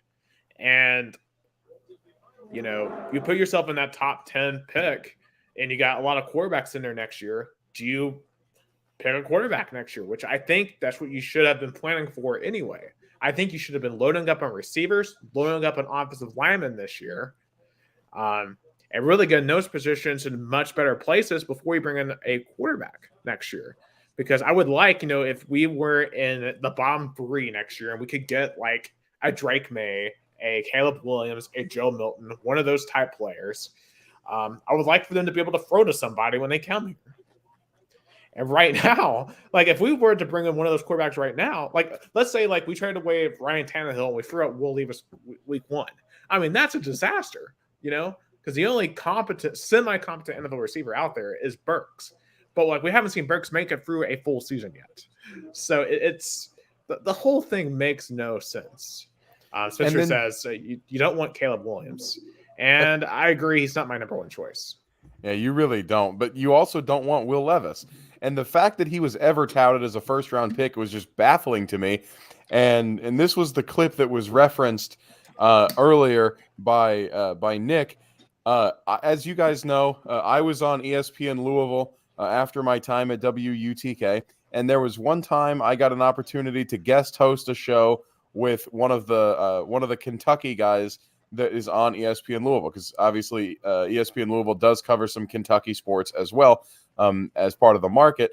And so I got to co-host that show as a guest one day, and he and I talked about Will Levis and why I thought, and this is August of last year, so this is prior to this past football season, where I was talking about why I didn't think Will Levis was going to be a first-round pick and why I thought returning to school was a massive mistake. For Will Levis, people are anointing him as this top 10 pick or even a first rounder, and I don't understand it. And here's why. Well, you go ahead and tell me why, and then I'm going to tell you why they think he's a first rounder. Here's why I don't understand. This quarterback class is loaded. You've got C.J. Stroud, sure, Bryce Young at the top. Last year's class, you have Kenny Pickett and not much else. Malik Willis, is that your number 2 quarterback? If Will Levis is actually on that level, if he is actually somebody that should be in consideration for a first-round draft pick, let alone a top 10 pick, would he not go in the weak class? I don't know why you would come back if you've actually got that kind of acumen. Okay. I don't think he does. I'll rebut that with, why didn't Joe Burrow go then? For Will Levis, people are anointing him as the... What's scary is we probably would have picked Will Levis last year. In that same scenario, because we would have been the second team to jump out of QB, and probably would have jumped at him with a first rounder. Again, it's all coming down to, okay, if this guy actually was that talented, he would have gone pro, and he didn't go pro. What does that tell you? And he didn't improve his draft stock. In fact, I would say he tanked his draft stock even more. Yeah, I mean, bottomed you can't out. Even throw 100 yards. He had a subpar season. Yeah, and I know Kentucky fans like the Matt Joneses of the world are going to come out and say, "Oh, well, the offensive coordinator, Rich, whatever his name is, held them back. It was an antiquated offense. He had freshman receivers." Okay, well, I mean, Bryce Young, his receiving core honestly wasn't all that great either, but Bryce Young was incredible. And I guess we have another score in the NHL. Yep. Devils up 2-0. And it's like, we'll see who it was, but it's really starting to shape up who it is. Is that? Come on. It is. Tatar putting it between the pipes. 2-0 Devils. Yeah, but I think honestly what makes this just really hard is knowing that if Levis wasn't there, maybe the Titans would have selected Hendon Hooker. And I think that was the problem for a lot of people. And if this were the Denver Broncos and they picked Levis over Hooker, I don't think it would have gotten half the backlash that this decision is, just because of the unique situation. Like, I had a friend at the baseballs game against Mississippi State, and he literally said when the Titans made that pick, the entire student section screamed out in unison. No, this is just because Hendon Hooker is the most beloved Tennessee quarterback since Peyton Manning. That would have been just bonanza. And honestly, I don't know if Hendon Hooker is going to be a great quarterback or not in the NFL. I don't know if I would have used pick 34 on Hendon Hooker, but I would have definitely used it on him over Will Levis. And Nick, you and I were texting about this earlier. What do you think Will Levis's reception is going to be at Nissan Stadium come next season? Look, here's what presents myself to the fact. I will give the guy a chance when he steps on the field. Look, if I can come around on Derrick Henry, a guy who clearly played for Alabama, and obviously I hate Alabama way more than I hate Kentucky in football. Who doesn't? Then I will give Levis a chance. But the moment he goes out there and starts just stinking it up, I'm going to be very mad. And obviously, as a rookie, I'll have to give him a bit of a leeway, and that's going to be hard for me to do. And I'll tell you what the other factor is in this. If Hooker takes over at any point in Detroit and is incredible, that will make it 10 times worse. And I don't think that's that far-fetched either, because you saw what can happen with a quarterback that's out of that type of mold as Hendon Hooker with Jalen Hurts. You saw what that can do with the right coaching and the right mindset and drive to be great. And a lot of the same things that allowed Jalen Hurts to ascend to the level that he has are the same types of traits you see in Hendon Hooker. Now, I don't think he's as good of an athlete, and I don't think he's as good of a passer, but I think the traits are there that can show you why a similar rise to prominence is possible for Hendon Hooker. And I think Detroit's a great situation. They're a team on the rise. They're ascendant. He's got a veteran quarterback to learn from in Jared Goff. And Detroit it's kind of an interesting, when Hendon came to Knoxville, we had been awful for such a long time, and he helped us get back to relevance. And for the Lions, it feels I want to remind you guys, I was the one person on Rock Solid that said he was going to be the starter, and I was called nuts by the aforementioned former colleagues. And I just want to make it known that I was right. I was 100% convinced Harrison Bailey was going to be the starter, and now he's irrelevant. I heard Harrison Bailey, I heard Joe Milton, and I heard, this Hendon Hooker guy sucks. Did you watch the spring game? I said, I don't give a damn what he did in the spring game. I know that he is quarterback one on this team. Looked bad in the spring game. He looked bad in the spring game, but hey, I got to take my victory laps when I can get him. Okay. Yeah. Also, it was the spring game, so it's just like a relaxed practice, really. Just the only difference is people are watching. Can't really make a good, solid choice on who the starter is going to be when it's kind of about fun at that point, in my opinion. Yeah, it'll definitely be interesting. And, kind of just talking about the Vols in general here, because the Vols, out of every school in the country, had the second most draft picks through the first 4 rounds. They had 5. Only Alabama had more at 8. They had Darnell Wright go 10th overall to Chicago. They had Hooker go 68th to the Lions. You had Hyatt, Tillman, and Byron Young. Yep. And I'm so excited to watch all of them at their new places. That's kind of the fun thing. Of course, I love watching the NFL, but I take kind of a more casual approach to watching it. I bleed purple for the Ravens, but given how much I've learned to appreciate college football, I will be able to watch the Lions or the Giants or the Browns and be able to appreciate what I'm seeing, knowing I got to see these guys in college in one of the most successful seasons in Tennessee football history.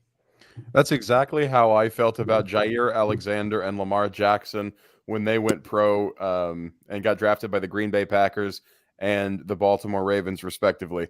I will root for those two guys to the day I die as long as they are not playing against the Indianapolis Colts. Yeah, and feels like right now I'm watching Grant Williams play for the Celtics right now, and yeah, I kind of had that same feeling for him, just on the basketball side of things. And I mean, for all five of those guys, what they did, and like, it's not the fact they just were great players; it's the fact they stuck it out with UT when we went through all the crap with the about 76ers just took the lead with 30 seconds left, 114, 113, 28.9 seconds left in the Garden. So insane game going on there. But yeah, Darnell Wright, he was a 5-star coming out of college and high school, and it's interesting to see his career path to be able to truly be able to live up to his full potential.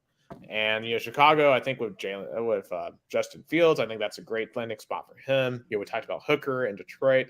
High in New York is going to be interesting because New York's receiving core isn't the greatest.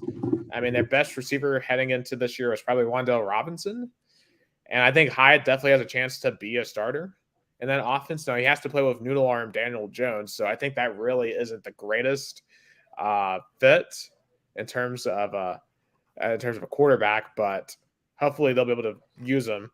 Tillman with Deshaun Watson has sneaky, really good potential. I just hope that he protects himself around Deshaun Cosby. And Brian Young, again, to play on the same defensive line as Aaron Donald is pretty incredible.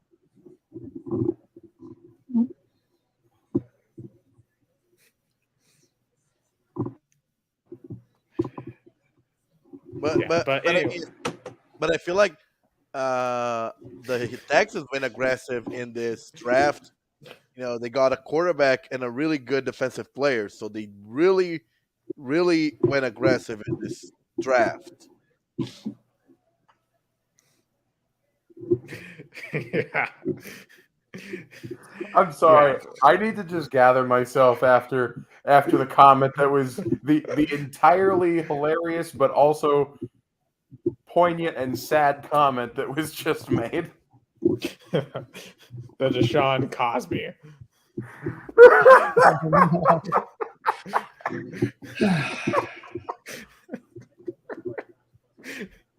Oh boy. As I said, I mean, like the best case scenario, honestly, for Cleveland, even if they go and start winning games, everyone is just it's just going to be so tainted regardless. And then it's even funnier if they'd never win anything. So I don't know, but I'll be curious. But Deshaun Watson at least gains himself a very talented wide receiver to throw to in Cedric Tillman. Anyway, the last question I really want to ask draft-wise, out of the three quarterbacks, and this is definitely for you, Jason. Out of the top three quarterbacks here, you have Bryce Young to the Panthers, C.J. Stroud to the Texans, and Anthony Richardson to the Colts. Which one do we think is going to be the best quarterback, and which ones are the best set up for success? And just kind of talk a bit about what your thought process is about Anthony Richardson to Indianapolis, because I mean, obviously, year after year with the Colts going veteran QB, finally they have decided to go young.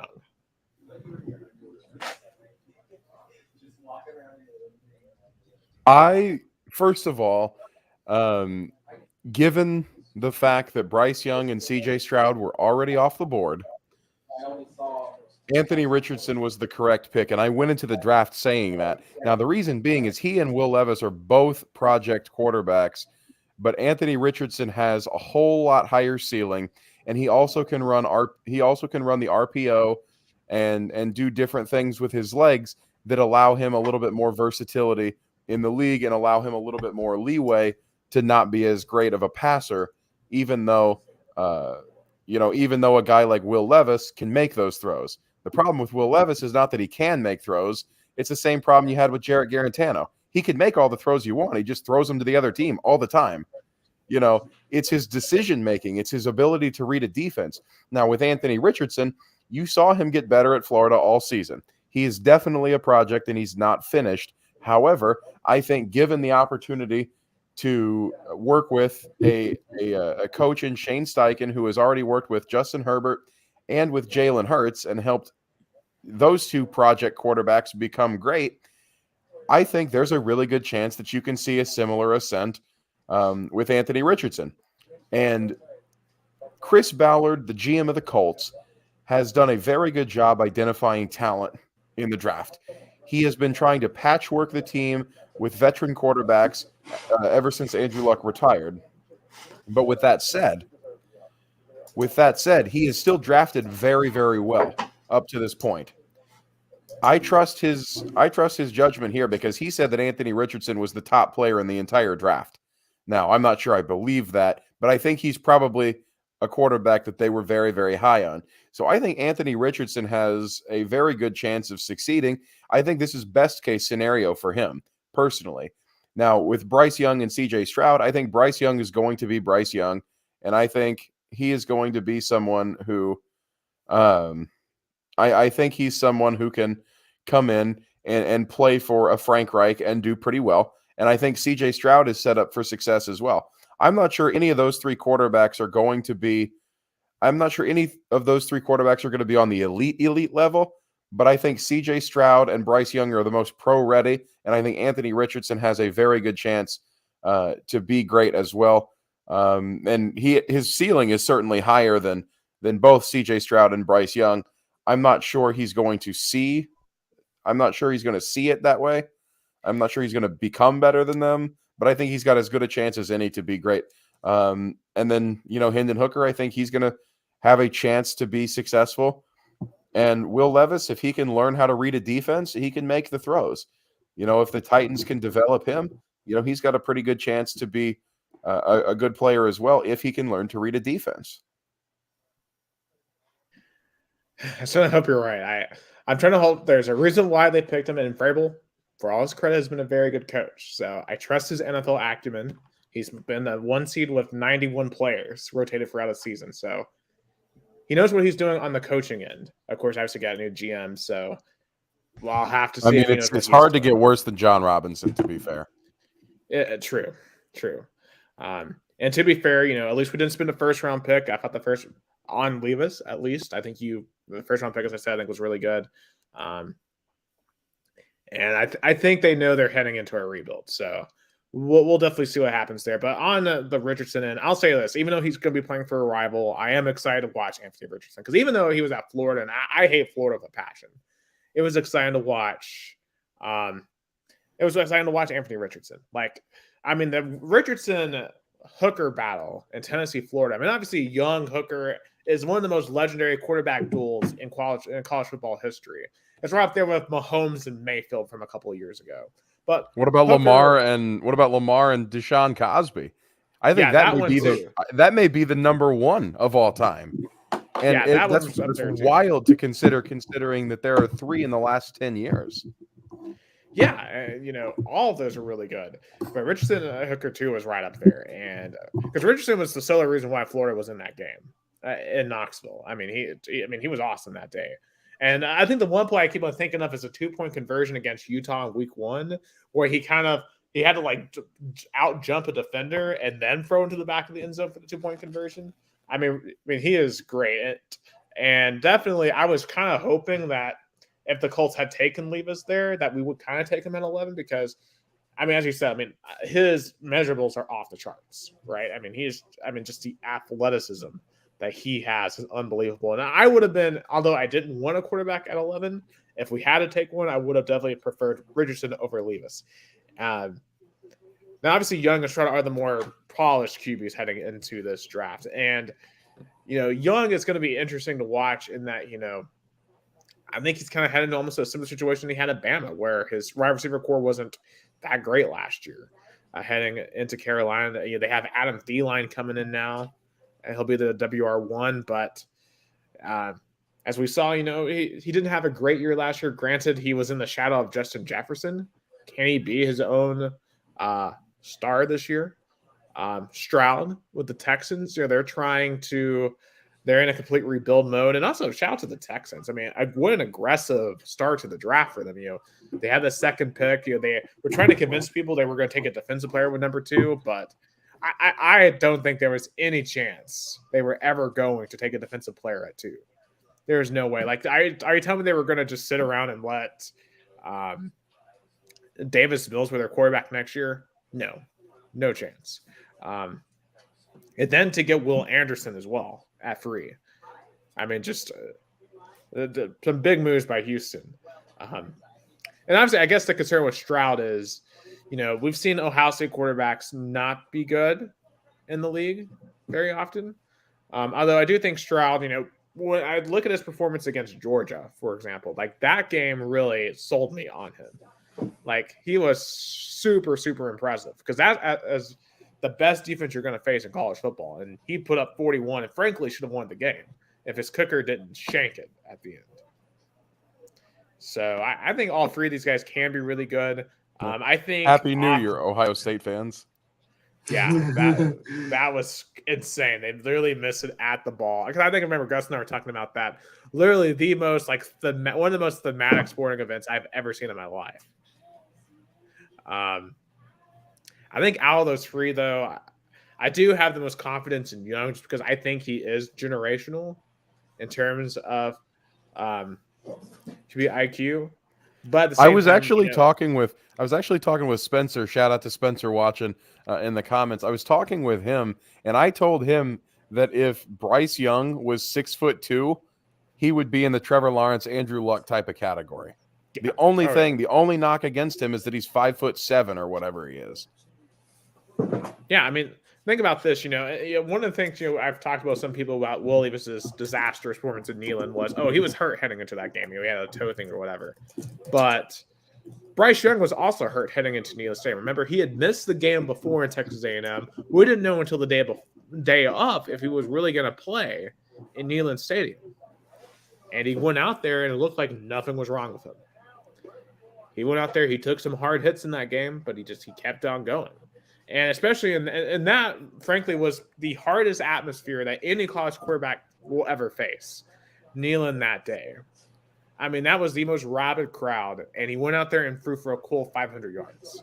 Halloween night, right?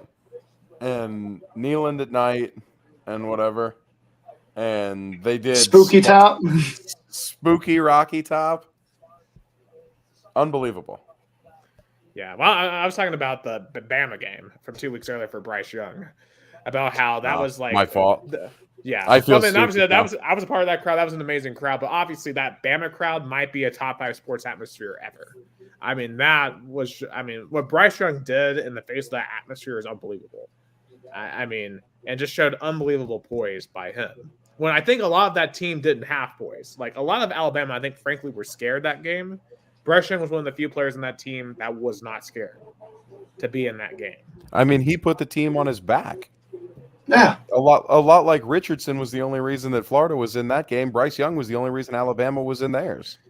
Yeah, I mean, and that's the difference between those two and Levis. Levis, you could tell, was scared to throw it downfield. And when he did, I mean, it was all ducks. It was interceptions. And clearly the moment was too big for Kentucky. Like Kentucky, like when the lights came on and they were around 100,000 people down in their throats like that, they weren't ready for that.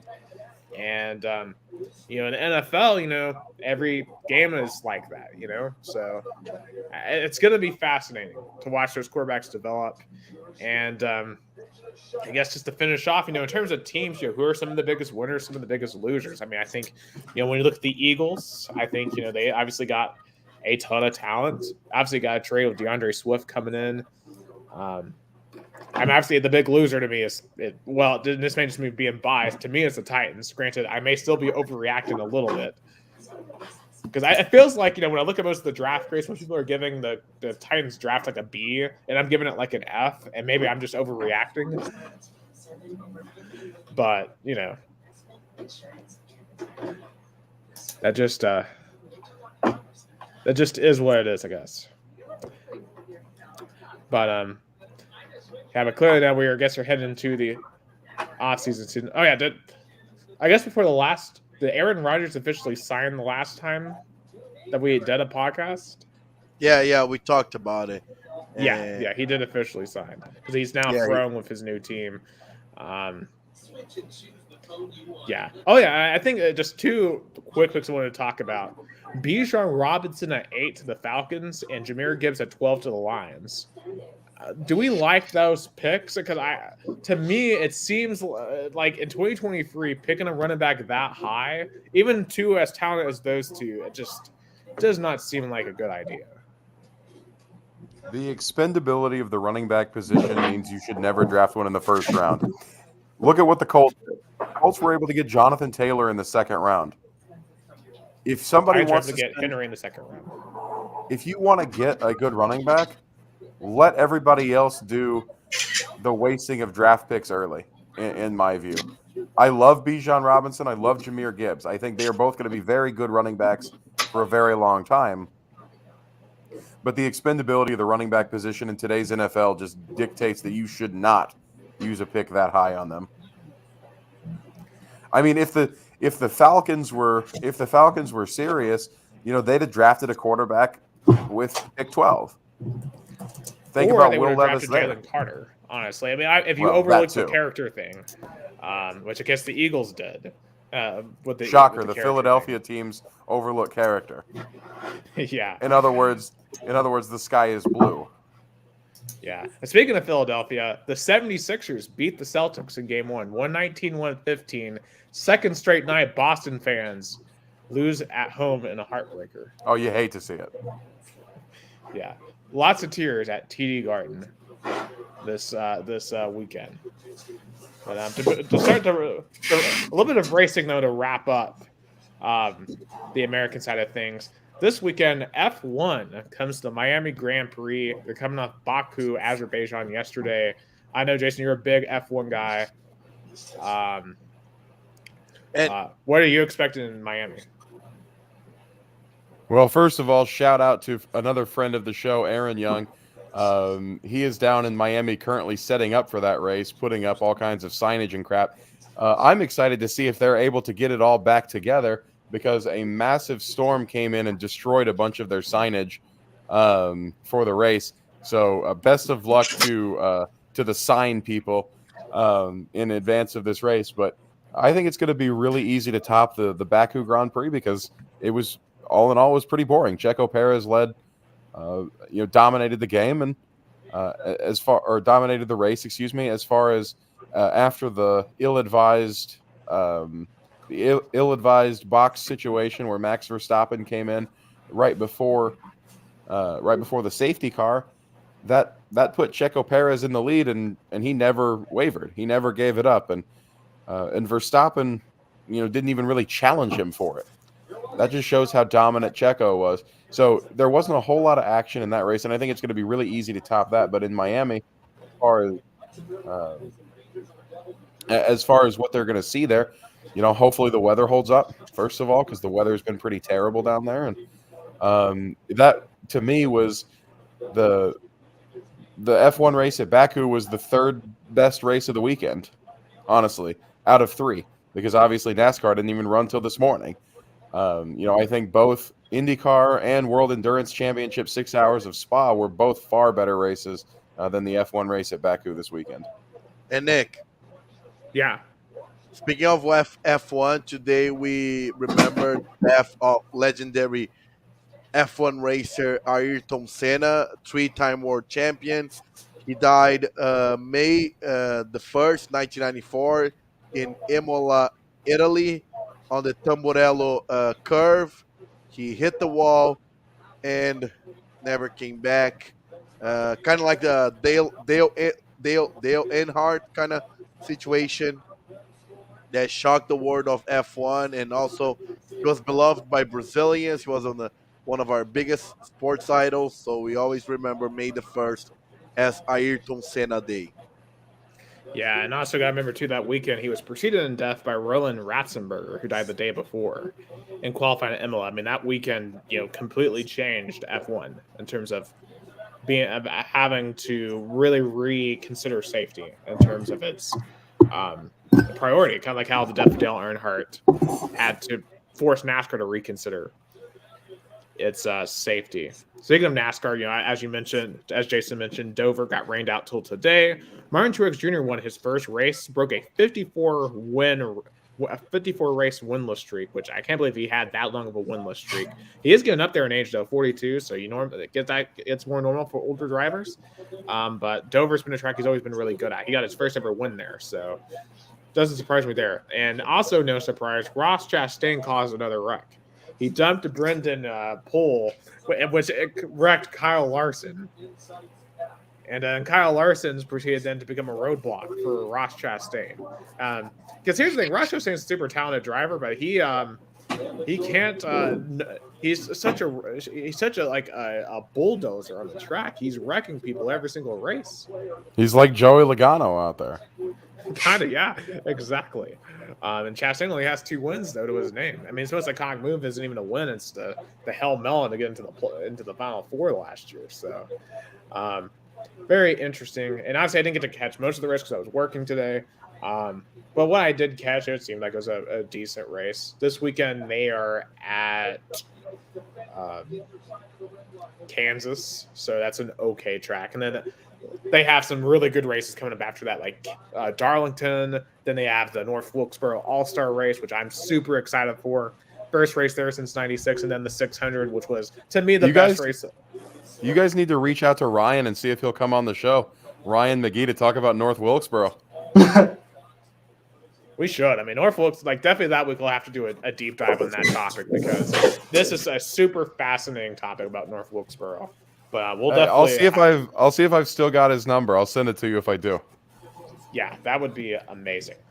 Quick update. Tip off in Denver, Colorado for Game 2 in the Western Conference semifinals. Denver up by 1 with 9 minutes and 59 seconds left. Yeah, and we are in the third period now in Newark. It's 2-0 New Jersey. 17:29 left in the third period. We'll see if the Rangers can make a comeback. Wow, y'all are like 20 seconds ahead of me. No wonder Dylan keeps spoiling it in the chat. No wonder he keeps saying that the Devils are scoring and I haven't seen it yet. You're going to see it eventually. It's not like we're watching Game of Thrones or anything. Oh, I know. And I like I told you, I predicted the Devils were going to win this game. It's just I kept seeing you say it in the chat, and then all of a sudden, there it goes. No, it's just me predicting that they're going to score on that shot. I'm good at that. Yeah. It's like the graphic guy in the Bruins game. Yeah. And Jason, do you want to talk a little bit about Indy? I didn't get to see the race down in Birmingham at Barber.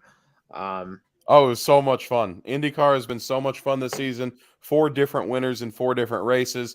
Obviously, you have a street course, a circuit, and an oval. I think there are 2 street courses actually. St. Pete and Long Beach were both street courses.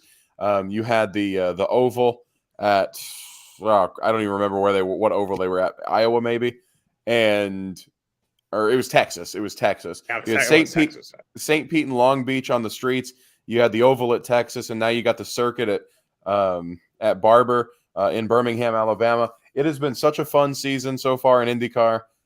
4 different drivers have won in all 4 races, and now you enter the month of May.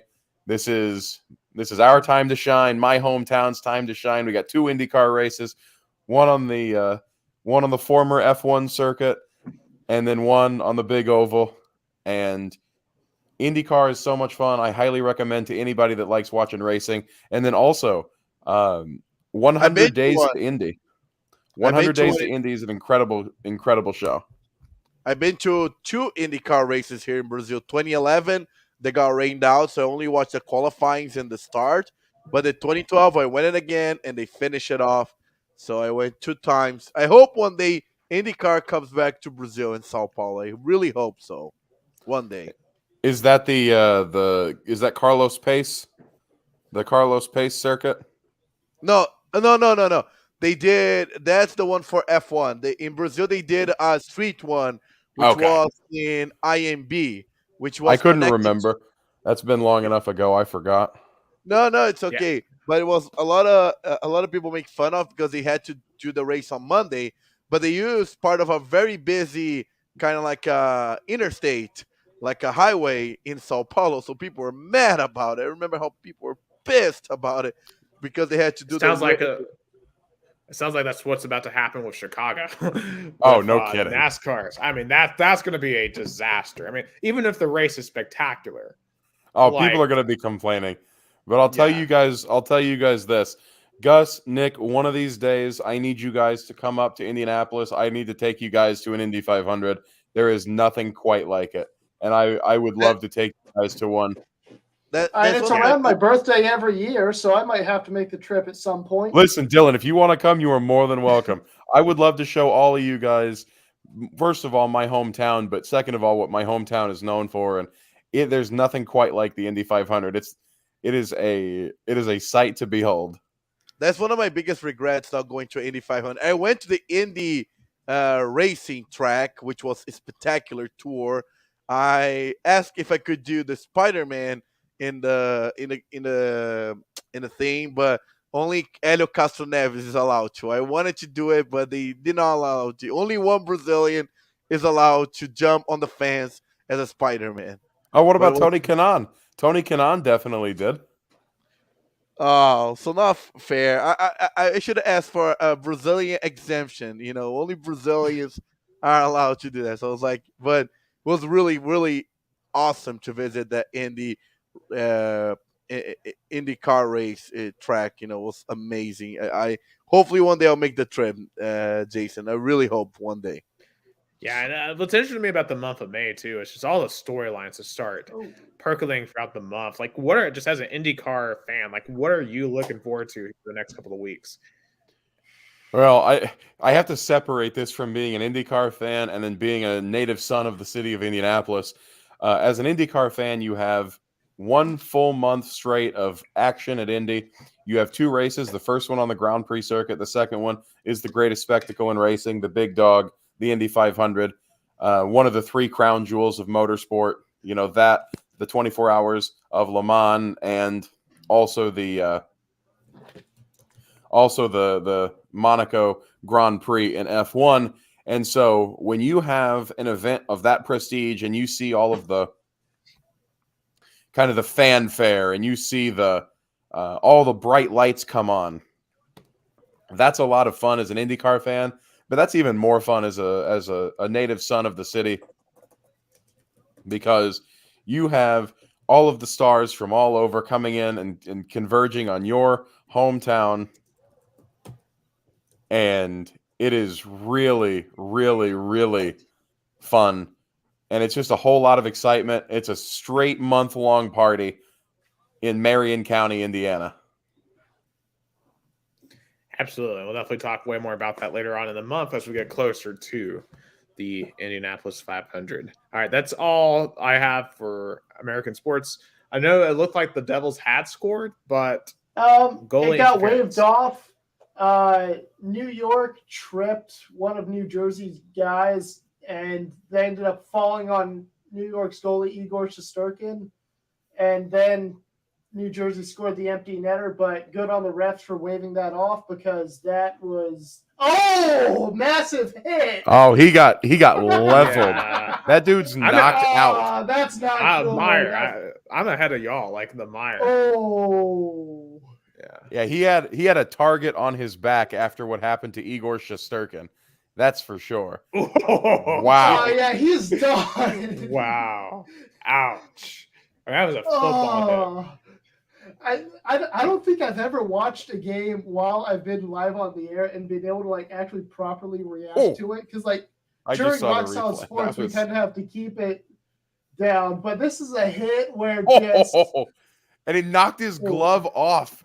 Wow. Holy cow. And see, this is the thing. I remember when when the Preds went on their run back in like 16, 17, and a lot of Southerners were watching hockey for the first time, like getting into that run. They're like, "Holy cow, this is football on ice."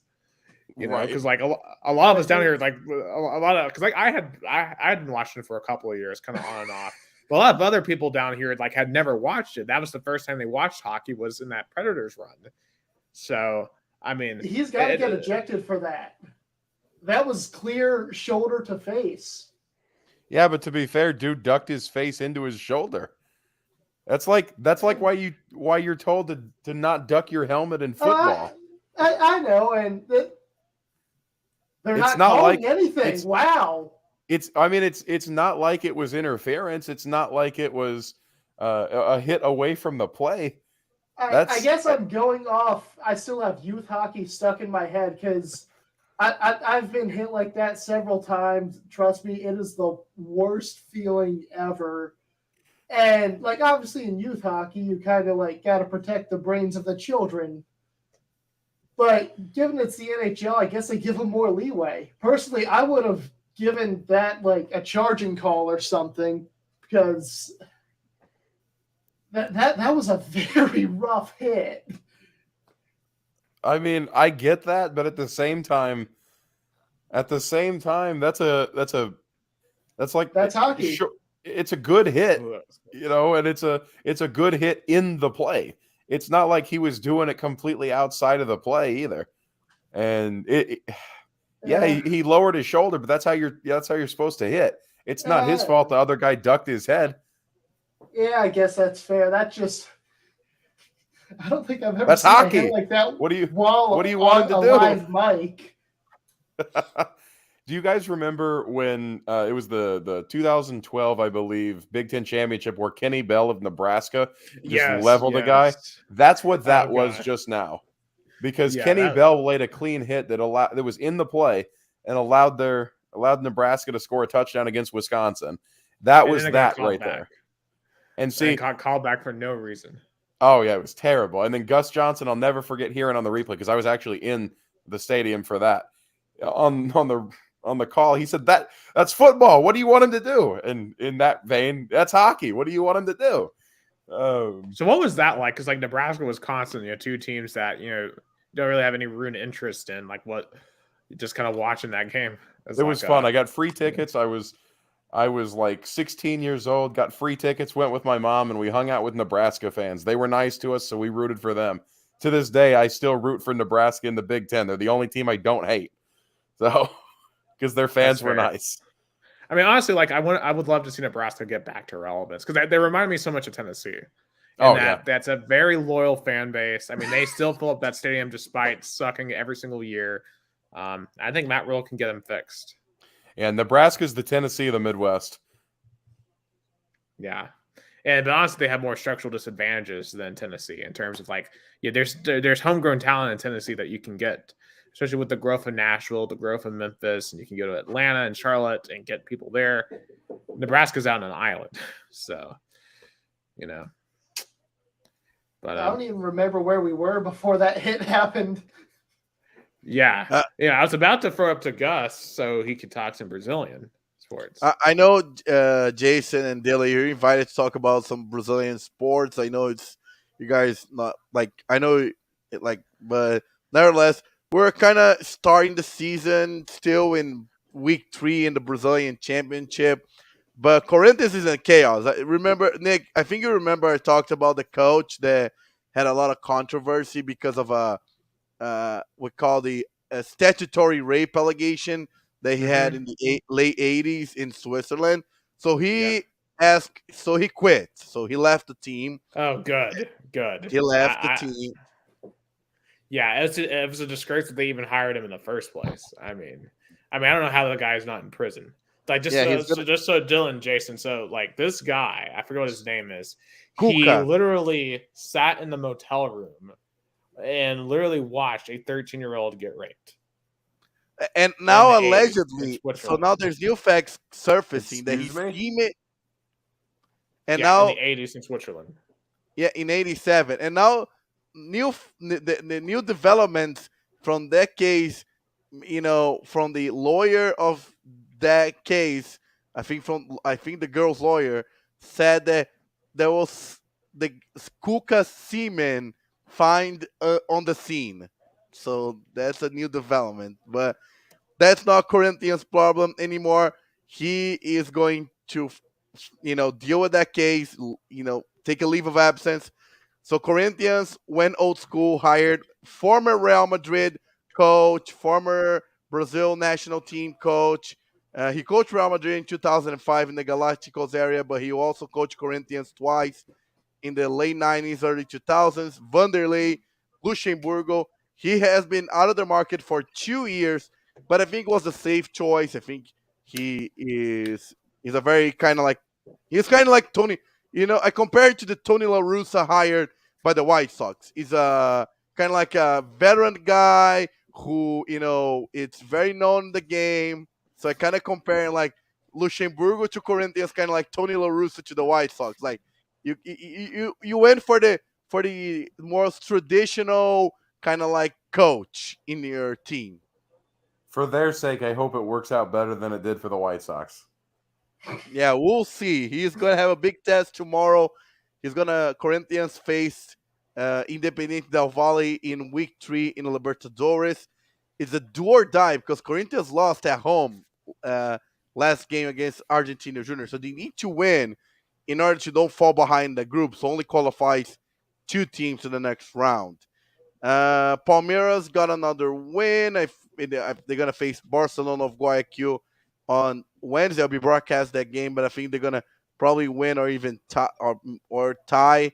Sao Paulo tied the game. They won in the Brazilian Cup, advanced, but it looks very sloppy still. They're under their new coach Dorival Jr. and pretty much I think sums up. And my beloved Rio Branco had the American Derby against União Barbarense. I call that because both teams are from cities that were founded by Americans running away from the Civil War. Santa Barbara do Oeste and Americana. So União Barbarense from Santa Barbara do Oeste and Rio Branco from Americana had a face-off. That haven't happened in like 2.5 years.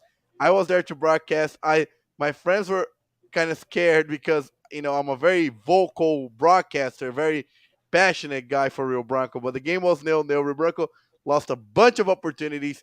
They're going on the road again on Saturday. They need to win to be back in the top 4 on their group.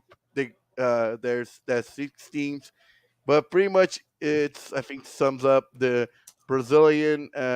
Tomorrow it's the draw for the Brazilian Cup. I'm excited because there's no limitations. There's 15 teams from first division, 1 team from second division. Anything can happen on the draw tomorrow. I'm excited about that, but that's it for Brazilian topics. Not much happening. It's still like mid-season. It's not much happening. Probably next coming weeks probably is going to get more heated as we get the round of 32 of Brazilian Cup and more developments in Brazilian Championship and Libertadores and Sulamericana. Again, thanks so much, Dylan Becker and Jason Wire. I can't believe it was like almost 2.5 hours. We had a lot to cover. You get me going about hockey, I could talk your ear off. And then just the absolute chaotic mess that this Rangers-Devils game has been. Anytime anything significant happens, we just bring it right back to the hockey. Dylan, Absolutely. I'm sorry to steal your show. Nick and Gus, thanks for letting me crash your podcast tonight. Hey, no, hey man, it makes it more entertaining when it's not just us two, No, of course, no. Yeah. I'm so happy you guys win it because I'm still a little bit. I'm not say 100%. So you guys made the show better. I'll say though, it was great. Anytime you guys want to hop in, you're more than welcome to. As me and Nick continues this only podcast that talks about sports from 2 and kind of 3, 2 and 2 countries in an aggregate country. But if you think about it, it can be even more than that because Libertadores involves the whole South American continent. So we sometimes talk about Argentina, Uruguay. There's other countries because Not only I'm in waiting for US. inevitably the day that the NFL expands to Mexico City or London. Oh, speaking of which, it was really fun to see MLB in Mexico City between the Giants and the Padres. It was really fun. I think it worked out. It was a great idea by the MLB to expand there. And I think the Houston Astros with the Colorado Rockies are going to play a series there next year. Yeah, and that's going to be great to expand on the already resurgent Mexican baseball fan crowd, especially on the backs of Randy Arozarena and Benny Machado. Rowdy Tellez, in the Mexican national team in this year's World Baseball Classic. Yeah. Also, I do want to say, just on around baseball, screw Tyler McGill and the Mets for throwing straight at Ronald Acuna. I mean, I guess it's just what happens when you're New York Mets and you're a poverty franchise and you can't do anything ever in the MLB. Well, you would know about poverty franchises, wouldn't yes, you? Nick? I would know, but not every single franchise I root for is a poverty franchise. So I root for some poverty franchises, but not all of them. And Jason, how about the Andrew Vaughn home run? The streak is over. We won a game for the first time in 2 weeks. Let's go.